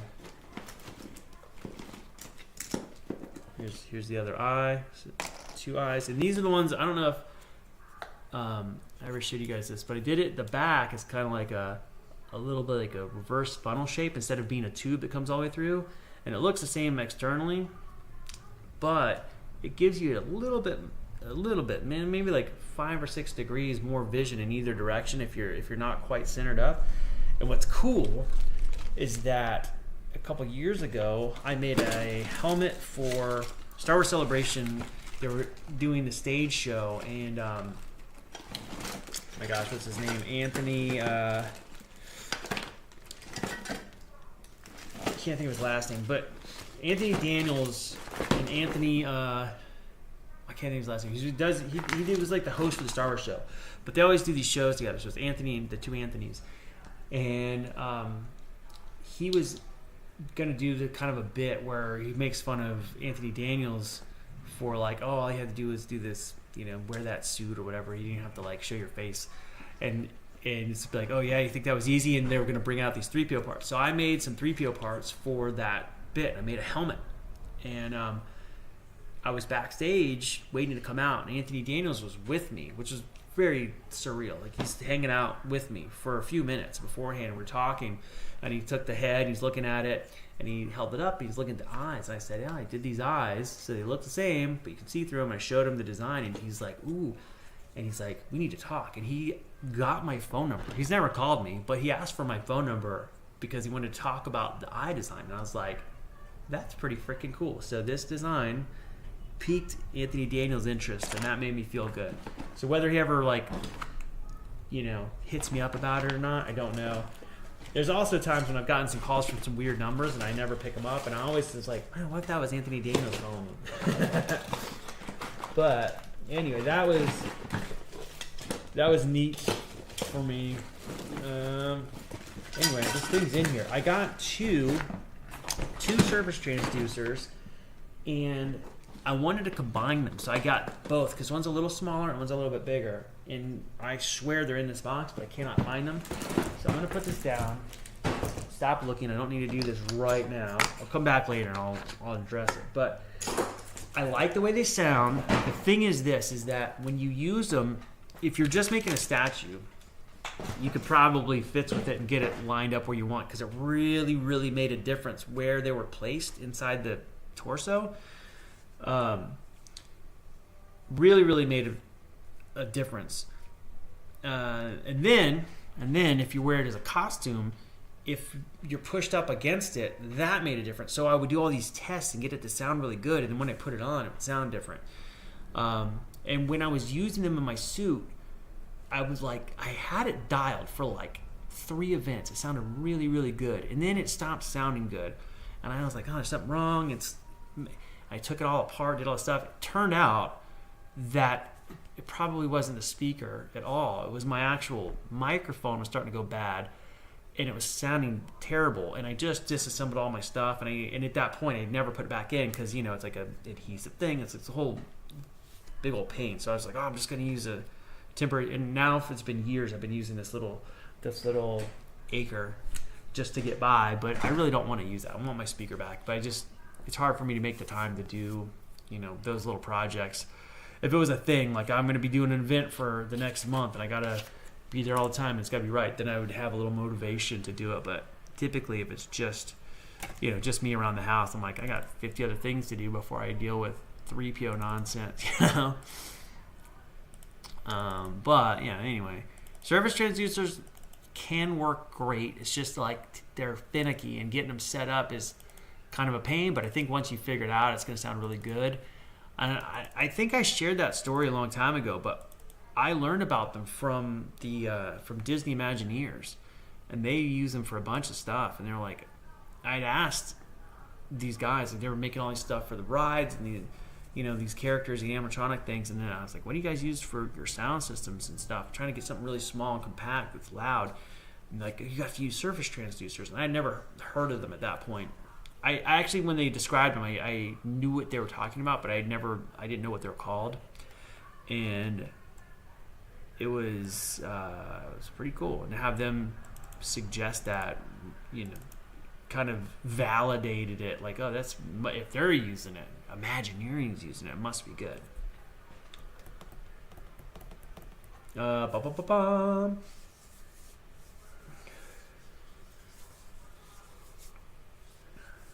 10-watt 1506. Yeah, that thing, the 10-watt 1506 sound. I just did an event I did at my friend's wedding the other day, and what's funny is like I haven't done a lot of 3PO stuff in the last year, so I don't practice the 3PO voice as much, and I never until I hear a recording of myself, then that's kind of when I tweak what I do. Like I can hear it a little bit if I'm in a room that has some echo. I can kind of tell if I'm like within the range, but it could be hard to just know that you sound right. And I can practice it like this, but when my head's in the helmet, the back of the lips touch my lips, so I can't enunciate quite as well. There's just little things I have to do differently inside the helmet than I do if I'm practicing.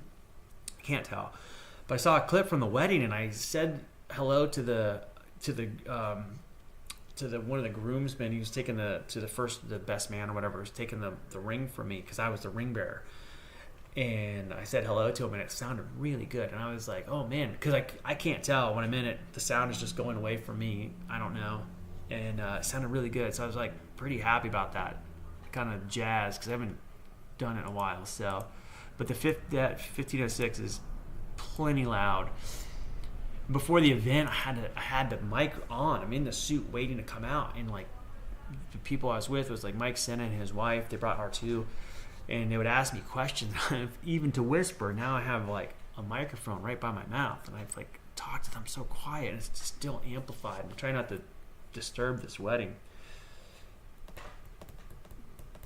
My brass belly circle machined out with the slots. Gonna try the speaker behind it. See, I don't know if you guys ever saw, but I made on my old 3PO chest, the little belly circle was hollow, and it was the same thing from the front. It looked totally normal, but on the sides of the slots on the inside was vented, so if you had a regular speaker, the sound would really come out through there. And I used to use the Acre speaker that came with the Acre. I just had gutted it and stuck it right in the back. It sounded really good for a long time, but the cone is made out of paper, and as I would sweat and just humidity, it just started to like come apart, started to lose its sound. But it was a very good speaker for a while.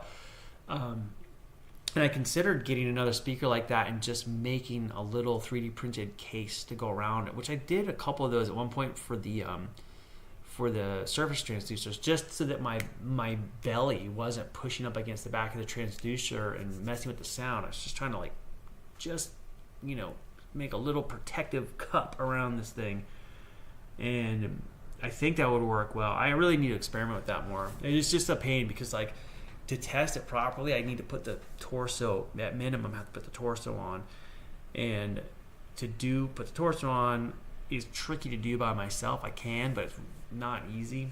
It's easier to have help, so I have to get somebody to help me, and it's just the whole thing. I hate asking for help. Hate it. Wider field of view, sort of.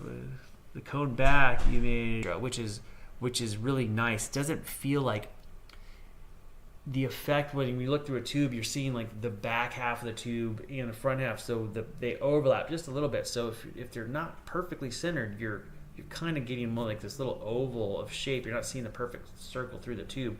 But when it's like that, now you're not dealing with the back side of the tube as well. It's nice.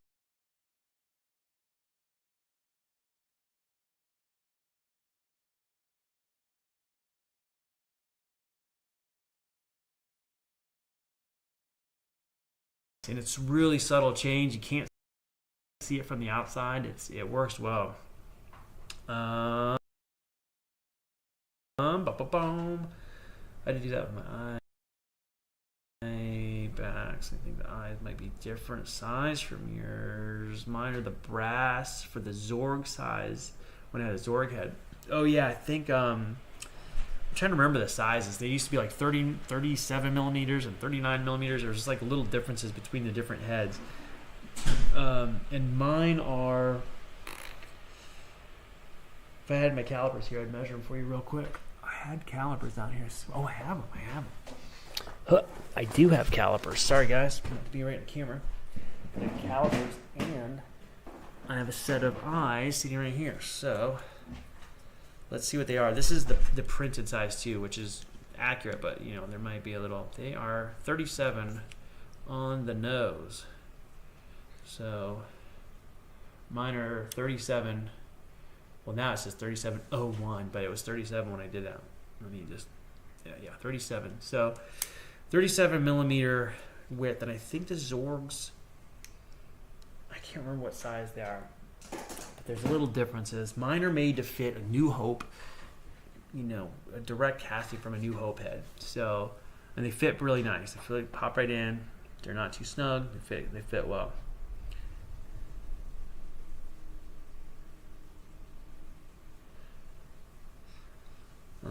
Let's see. I had to get my eye backs.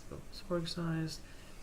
Painter props regarding the Acre speaker. I've taken a few apart. I 3D printed sort of enclosure for the backside to try to protect the sounds. See, that's kind of what, like my previous one. I have a gutted Acre. It's the it's like how many, like 16 volt or something. It's one of the bigger ones. It's really loud.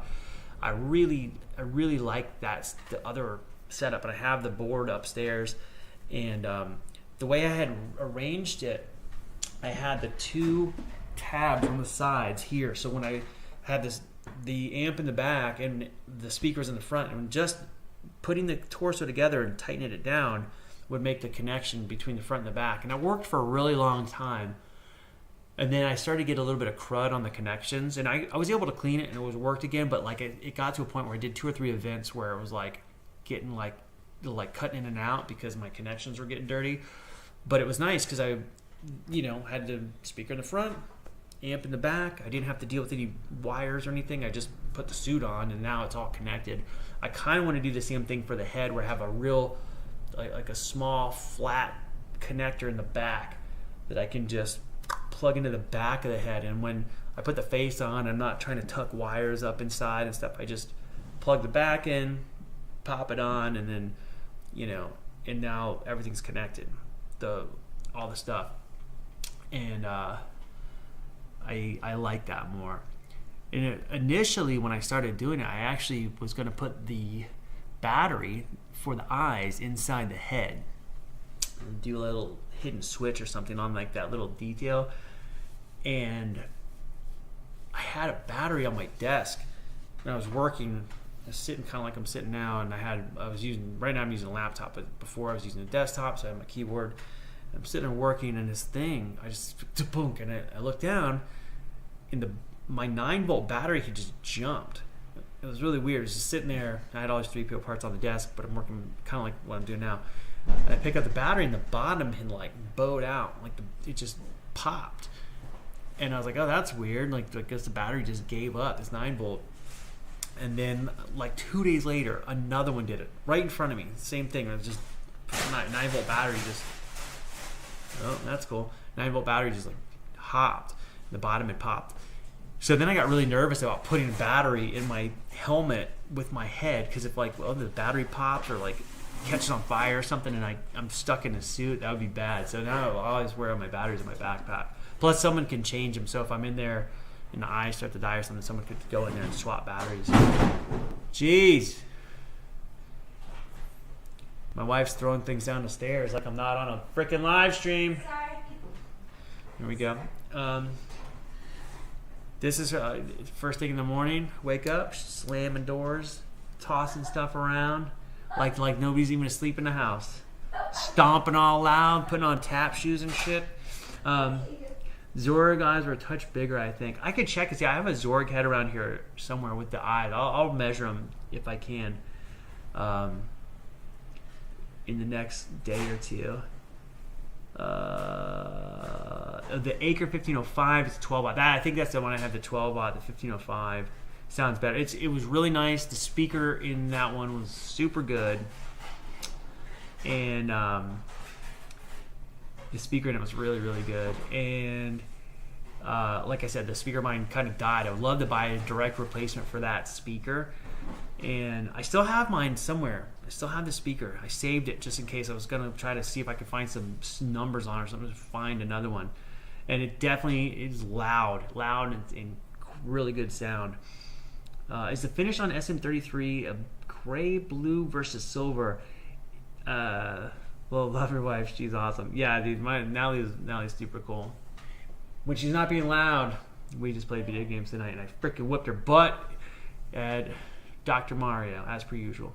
SM33 is kind of like gray. I mean, I took some pictures of it recently. Hang on a second. I'm going to do this thing again. I haven't been working on anything. Hold on a second. We'll look at SM33. It's kind of similar to the color of like K2SO. I'm trying to remember how much blue it is. He's pretty much like gray, like a gray, but I'm trying to figure out what. Let me look at him really quick, and then see. I have to go on my phone. I took pictures of him really close up a bunch when I was at Disney for the premiere. They had him out, and I got good photos with them. And I don't have him on my computer, so that's not cool. But yeah, he's like, there is a like a Krylon gray. It's kind of close to the color that I did. What is it called? Oh my god, I don't remember the name of it. It's one that it's like a little tiny bit darker than the Krylon primer gray that I use, and I feel like it looks a lot like that gray that SM33 is. And let me look. Hold on. Stay on here 1 second. I may actually have photos on my phone. Give me a moment. Now I'm curious too. That was in early December. I went almost. No. Hang on. Go back at my phone. Early December coming up.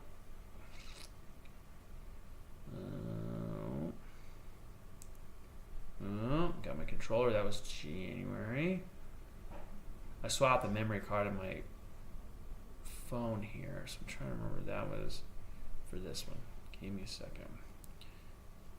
Sorry for the pause, but I am very curious myself. Okay, this is my trip to Japan. It's quite cool. And that was right after the premiere. So that the premiere picture should be right here. Here we go. All right. He is pretty like gray. And if you write me, I'll send a picture. I'll send all these pictures for reference. But I have a gray paint that's very close to this. And you got to look at the spots that have the least weathering too, because the weathering, like look at his leg. I don't know if, oh my gosh, it's gonna freeze on me here. Okay, so this leg, again, it looks bluer on this monitor. It's like a pretty medium level gray. It's like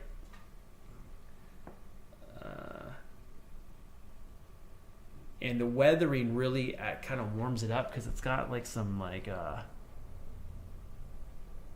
don't know, like burnt sienna or something, like some other color in here that's kind of this brownish, and then it's gray with like silver accents on the edges, like the paint is chipped.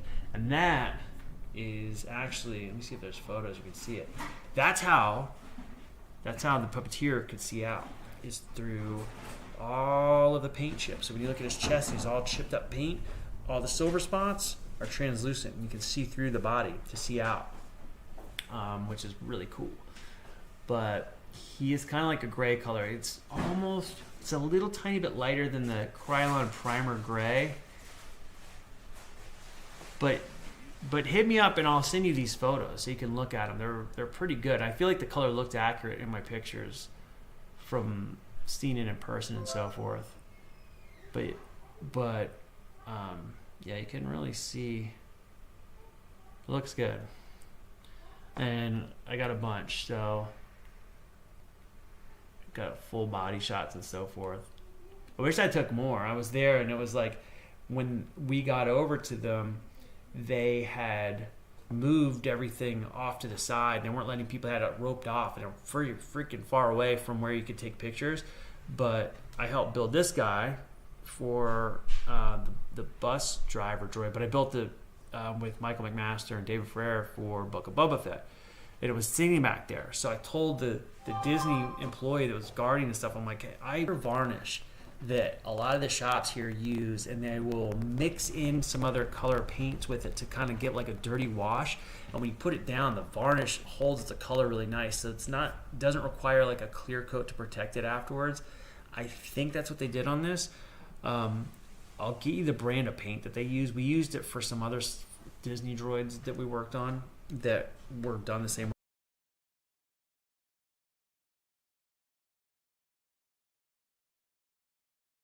We just made this like nasty weathering wash, and it looks like they did the same stuff for this.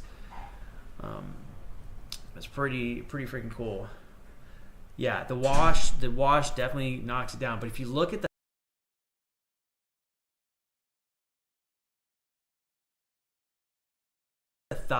thighs have like are the closest to, it looks like they didn't do the heavy wash on the thighs. So the thighs actually look like the natural paints. That's if I send you this picture,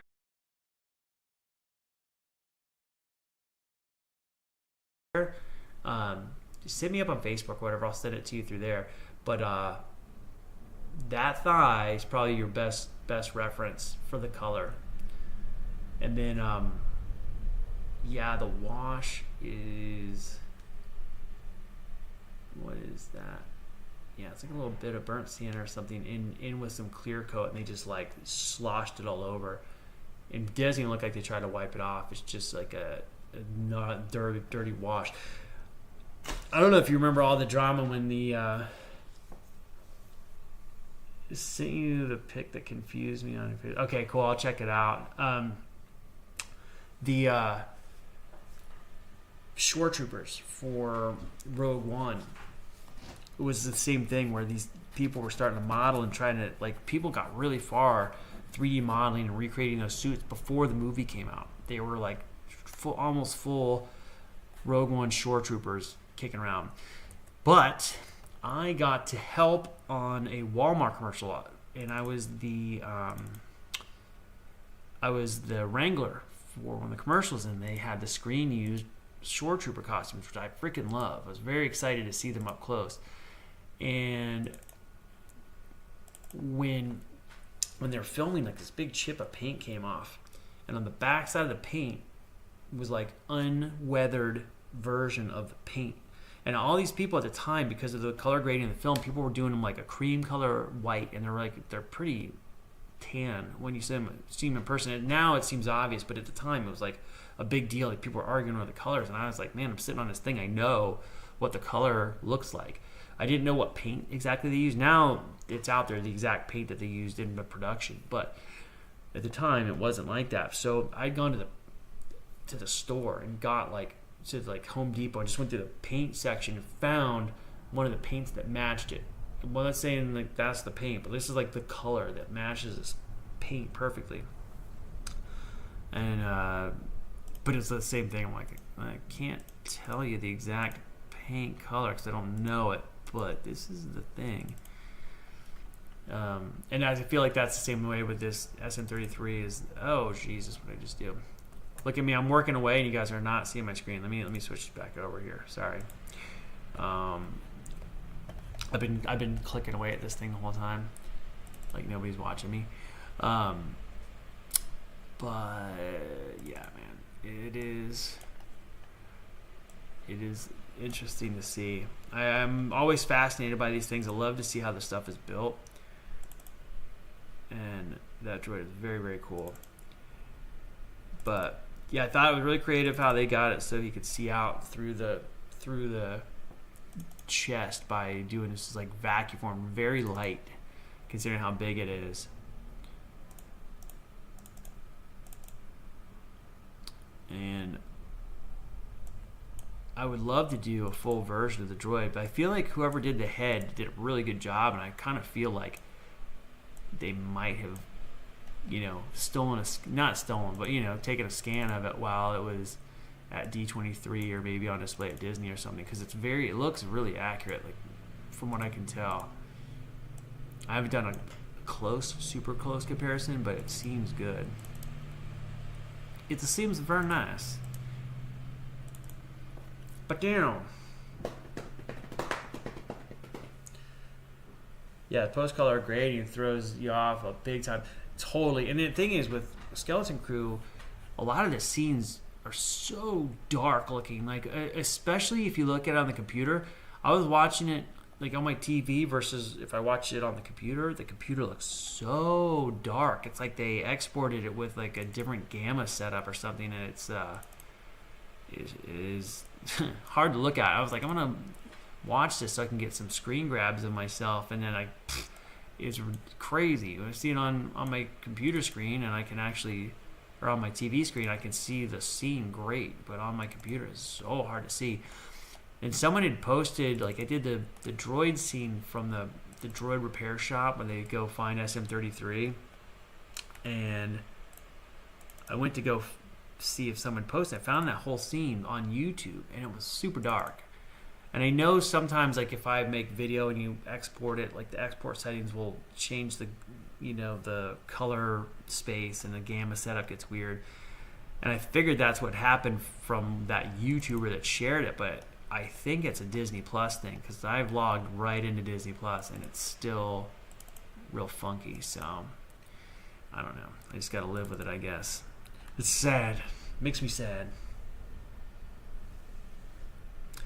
I mean, it happens all the time. I mean, Forlom, everybody thought Forlom was gray. All the toys were gray. Everybody that's done a replica has done him gray, but he's blue. He's very blue.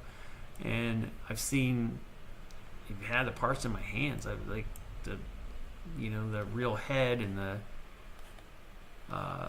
the shorts that I think I made the thumbnail for this video. Those are the real Forlom shorts, and they're very blue. And the shorts are at Rancho Obi-Wan, and the torso and head I saw at the archives, and I think a set of the arms I saw at the archives too. But what's funny is when I was one of those things, like I was talking about Adam Savage's place, where when I saw them, I was looking at other stuff and I took pictures, and then in my pictures I could see them. I'm like, oh man, I think those are Forlom's arms back there, but I didn't even register that they were there when I was like at the place looking. I was looking at, there's like multiple 3PO arms, and they had like New Hope arms, and then like Empire and Jedi arms, like kind of all together. And I was kind of looking at the differences in those, and then like the forearm arms are just sitting like off to the side, and possibly a forearm leg. It's kind of hard to tell, but yeah, it's pretty interesting. And what's funny is there's a picture of RA7 from floating around, you know, like in the archives, and he has the forearm shorts in that photo. So those forearm shorts were at the archives at some point. So I don't know how they ended up at Rancho Obi-Wan, but they're at Rancho Obi-Wan now. So that's interesting. Interesting enough, I guess. But also very good reference. Very, very helpful to me. I use Rust-Oleum oil rubbed bronze from 101 K2SO and IG11. Interesting. I'd have to look. Yeah, the K2SO is pretty gray. I'd have to see the IG11. I've seen they had it at. I have pictures of that as well from Star Wars Celebration a few years ago. They had a bunch of the Mandalorian stuff there, and they had the IG11 standing up there. I can't remember the dude that modeled that. I actually just tonight I took a picture of it. I'm gonna show you on my phone because I just to prove it. Took a picture tonight. They had one of the toys. I was at Walmart, and they had. I took this photo, the Black Series the IG11 with the little baby Yoda, Grogu, kind of like cockpit area. It's such a cool idea. So freaking cool.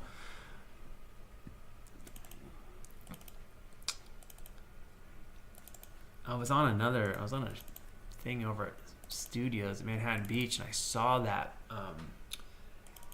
You know, the base, like when IG-11 dies and they make that memorial to him in the middle of the town square and he's standing on top of all the stormtrooper heads. I saw that base with all the stormtrooper heads just on this pile of stuff. And I was like, oh, look at all the stormtrooper helmets. And I didn't put it together that day at all. I was like, oh, that's cool. Forgot all about what that scene from the IG-11 being on display, and then like randomly looking up something different, and I saw it, and I was like, oh my god, there's the stormtrooper heads that I just saw it sitting up on top of this thing hanging out. Yeah, that figure is super cool. I'm like, I haven't bought action figures in a long time, and like I used to collect them, so I would buy just everything, and now I can't justify it. I never display them. I have boxes and boxes of like packaged action figures sitting in my garage that I'll probably never display. I think I'm going to sell them. But so many. And every once in a while there's one that I want. And that one is one of them. I took a picture of it because I was like, I like this. But I'm not going to buy it. So I'm going to take a picture. So I took a picture of that. And it was cool. I just saw it today. I'd seen it before. I probably have another picture of it. Because every time I see it, I'm like, oh man, that is a cool figure. That's a really cool figure. I dig them. I like them a lot. Let's see. I'll split this guy here. There's me, Space Cadet now, trying to make some seam lines. Find the flow. All right. What piece am I even looking at? Okay, so this is that.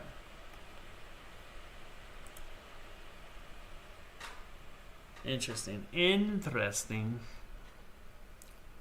All right, so I got this chunky thing here. We can see this piece. Let's see what this actually is, because this is gonna fight. Where is that on here? This is the back of the leg. Okay, this is good because now I can see that this is the bottom of the leg down here. So what I'm gonna do is I'm gonna break this out. There's this.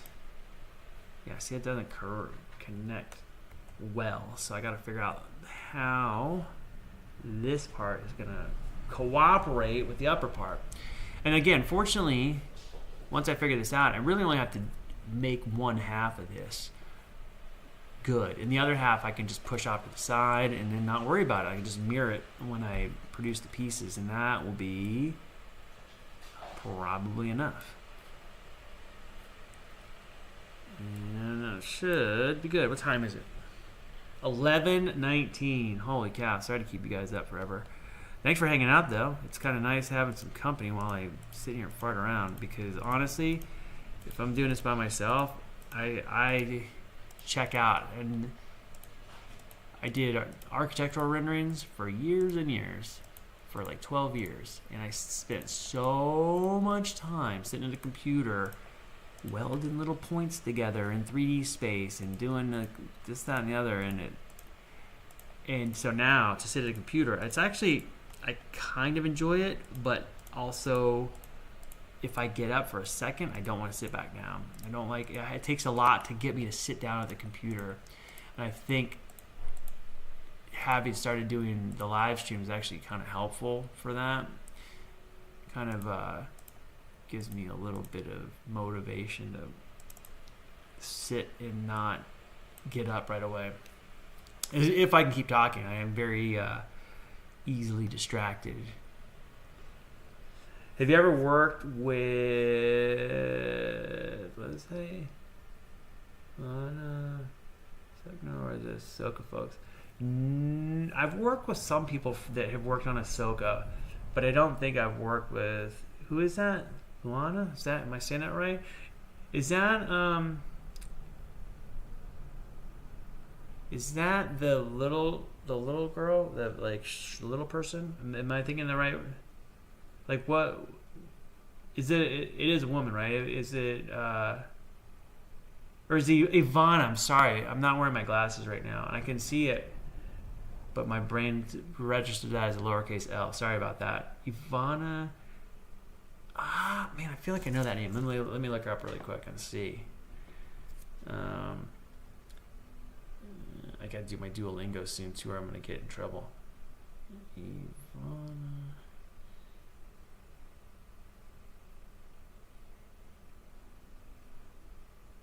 Oh yeah, she was like one of like the characters in it. Yeah. I have not worked with her at all. She was at Manhattan Beach, I believe, when we were there. Like when we were filming Skeleton Crew, they were shooting some Ahsoka across the way. We weren't allowed to like go to their sound stages and vice versa. Like they couldn't come see what we were doing, and we couldn't go see what they were doing. But we would see them coming out for lunch and so forth.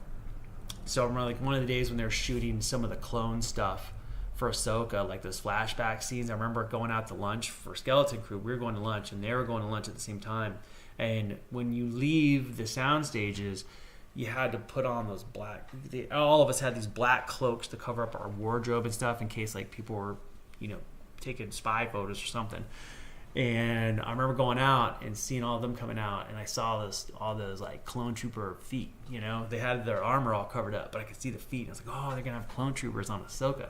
I was pretty excited about that. I think I saw her one of the days when I was there, and Rosario Dawson actually came over to our stage one day when we were filming like the Port Borgo scenes, and it was what's the guy's name? The guy, he was like the rat looking guy that's the dealer at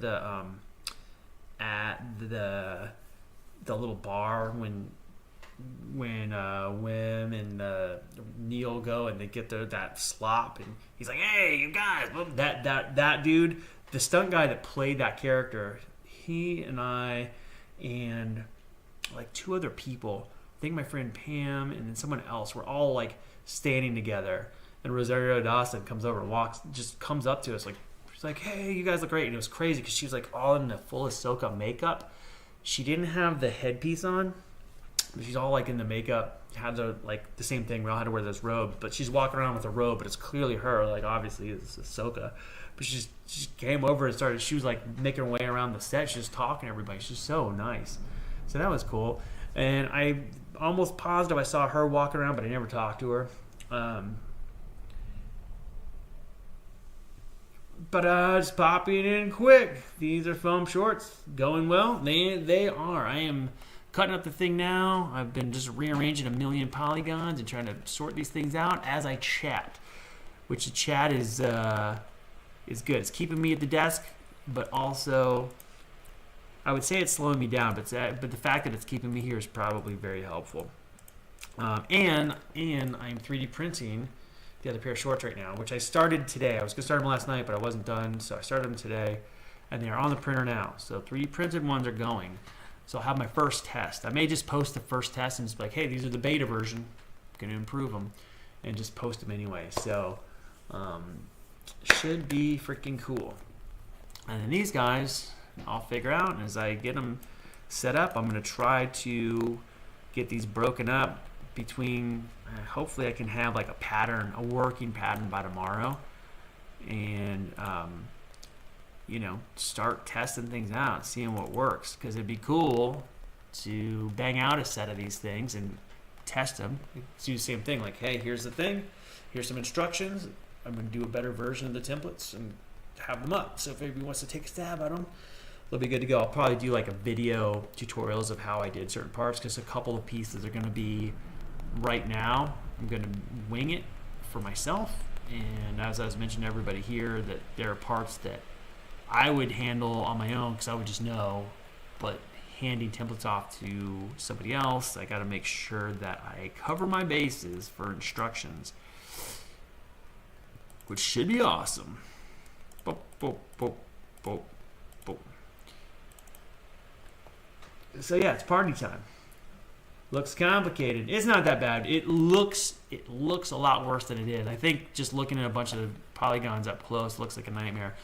But as I space out and just slowly like break stuff apart, and basically looking for these, the little stepping thing here, that's where stuff is not overlapping correctly. So basically I just have to go through and break these up and then figure out the way that connects the pieces with better flow. And like this, see that gap here and here, I could probably move these pieces around and reconnect them in a way where you get one nice long dart along a path instead of like a stepping kind of crazy thing going on like this. See that little overlap? I gotta figure that out. So fun. Such a fun party. But it'll be cool. The cosplay calipers, that is not a bad idea. I could make some. I could make a template for them. You can just make some foam ones. They're very handy. I feel like Ted Smith had a set of those things. Some big old like funny or cardboard or something. You could just like measure, and it was super useful. All you need is just something like hold the size, especially if it's not coming down to like really specific measurements. Those things would be very handy. Let's see, I'm gonna break this off here. Boom. And I can look and see what's what. So that is in the back here, right? That's that. If I connect this, okay, it's a little better. It's not perfect, but it's a little better. But I can actually see. This is where the fun part is. It's just getting these things sorted. I enjoy these kind of challenges. It's like doing a puzzle a little bit. Not like a puzzle game, but more just like a jigsaw puzzle where my brain kind of checks out and I just look at the shapes and try to rearrange it so it sort of flows in a way that's friendly. And if you know me in puzzles, you know that I have a freaking problem when it comes to doing puzzles. I love them and I cannot stop doing them. So I tell people don't ever buy me a puzzle, because if I open it, it's big trouble. I will not put it down. I just can't. Like physically, like something's wrong with my brain. Oh, Adam's ruler tattoo is awesome. That's such a good idea. I feel like I'd put it in a place where it would be, but it's like good for getting like general things. Like you like going up to stuff and hand or measurement is a very good idea.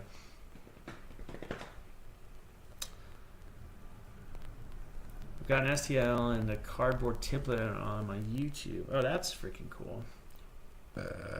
Whoops. Back burner notion is to someday build and cosplay a mid-age, down on luck, beer belly C-3PO chugging from vintage 50s oil can with metal spout. That's doable. But the thing is, the foam pattern, there's real easy to change them. So if you make it, it doesn't fit, you just cut the side, make a wedge of foam, put it in there, and then reshape it, good to go. Very easy to fix. Gears McTinkerson, would be awesome. Yeah. Oh yeah, Bender. Yeah. Kind of like Steve Martin in the Into the Jerk. I don't remember. I don't need nothing except this lamp. I need this lamp. That part is amazing. I love that movie. That movie's very good. I haven't seen that in a while. Stay away from the cans. He hates these cans. That movie just cracks me up. I feel like they shot some of that stuff at Griffith Park, like the train scenes. You know when he meets that woman and then he's running that little train. I think they shot that at Train Town at Griffith Park. I gotta double check and see. It looks like it. I ride my bike by there a lot. Every time I ride by, I'm like, I think this is that train. I think this is the little train from The Jerk. But I always forget to check when I get home. This all looks great to me. Pepicure always bewildered me. This was it's really not bad, especially when you model files like this when you're just seeing this. But if I come here and I look, right, you can see, if I come over here, you can see what part that is. And essentially what I'm looking for here is like this black line that runs right along there. That is a part where the pattern is overlapping itself, which you don't want.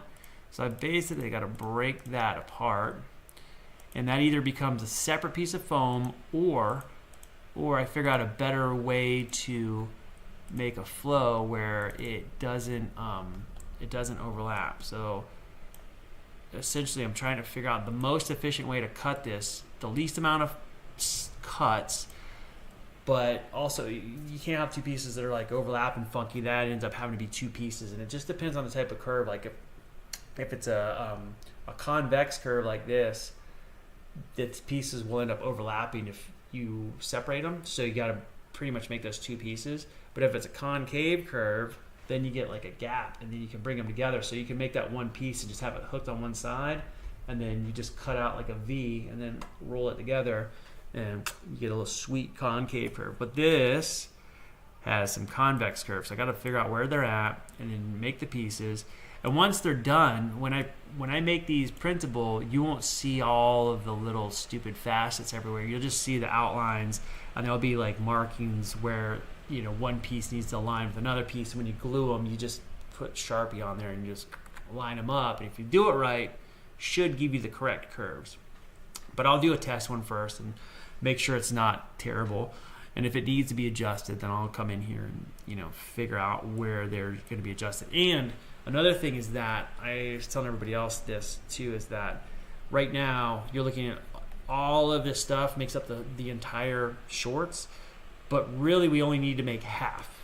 I'm going to make like one side, and then you'll just mirror the templates to cut the pieces. So once I figure out what is the one half, I'm going to just push all the other stuff off the side of the page, and it'll be less to look at, so it won't look so freaky. And each one of these things is basically a piece of paper.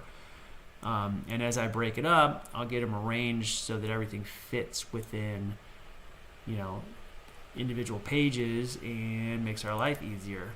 So we don't have to print 50 pages of crap to make a pair of shorts. Should be good. I don't know. Pretty sure that's LA Steamers Train Town. The 101 is behind it in some shots. Ah. Yeah, the Train Town, right? That's the one that I'm thinking of. LA Steamers Train Town is the one. Ooh, the 101. I have to look. I know the 134 is right next to the one that I'm thinking of by in Griffith Park. The one that I'm thinking of, I don't know if it's the same place. It could be another spot, but the one has that small little train that runs all around like that, and it's like parallel to like Forest Lawn Cemetery, and then the 134 is right behind there, and then there's like the Griffith Park Drive or whatever. But it should be good. Only open on Sundays. Yeah, those sons of bitches. Keeping everybody out. What time is it? 1:34. 11:34. I am gonna have to get out of here in a second because I have to do my Duolingo to keep my streak going because I've been doing it for 153 days straight. And if I don't do it in the next like 20 minutes, it's gonna like penalize me, and I hate that. And I'm like, I learn my Japanese so that when I go to celebration, I can speak to people, and it'll be awesome. And I can say, "Misu to gohan kodasai." Give me some water and rice, please. It's gonna be great.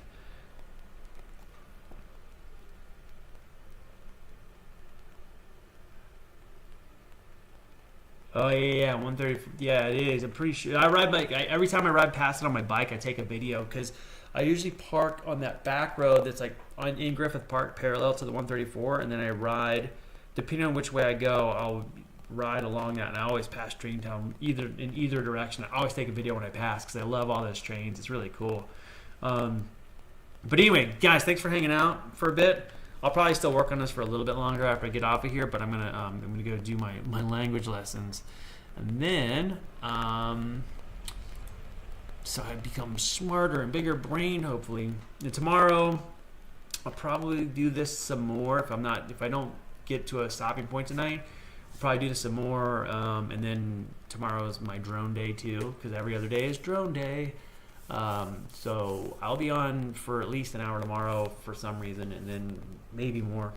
I'll try to do one of these in the morning if I come back for this part. So, guys, thanks for stopping by. I really appreciate it. It's fun to talk to people while I do this because otherwise I freaking lose my mind and sit here and just takes everything in my freaking power to not get up out of the chair. So, I appreciate it, and I'll be back soon. Thanks again, everybody. I'll see you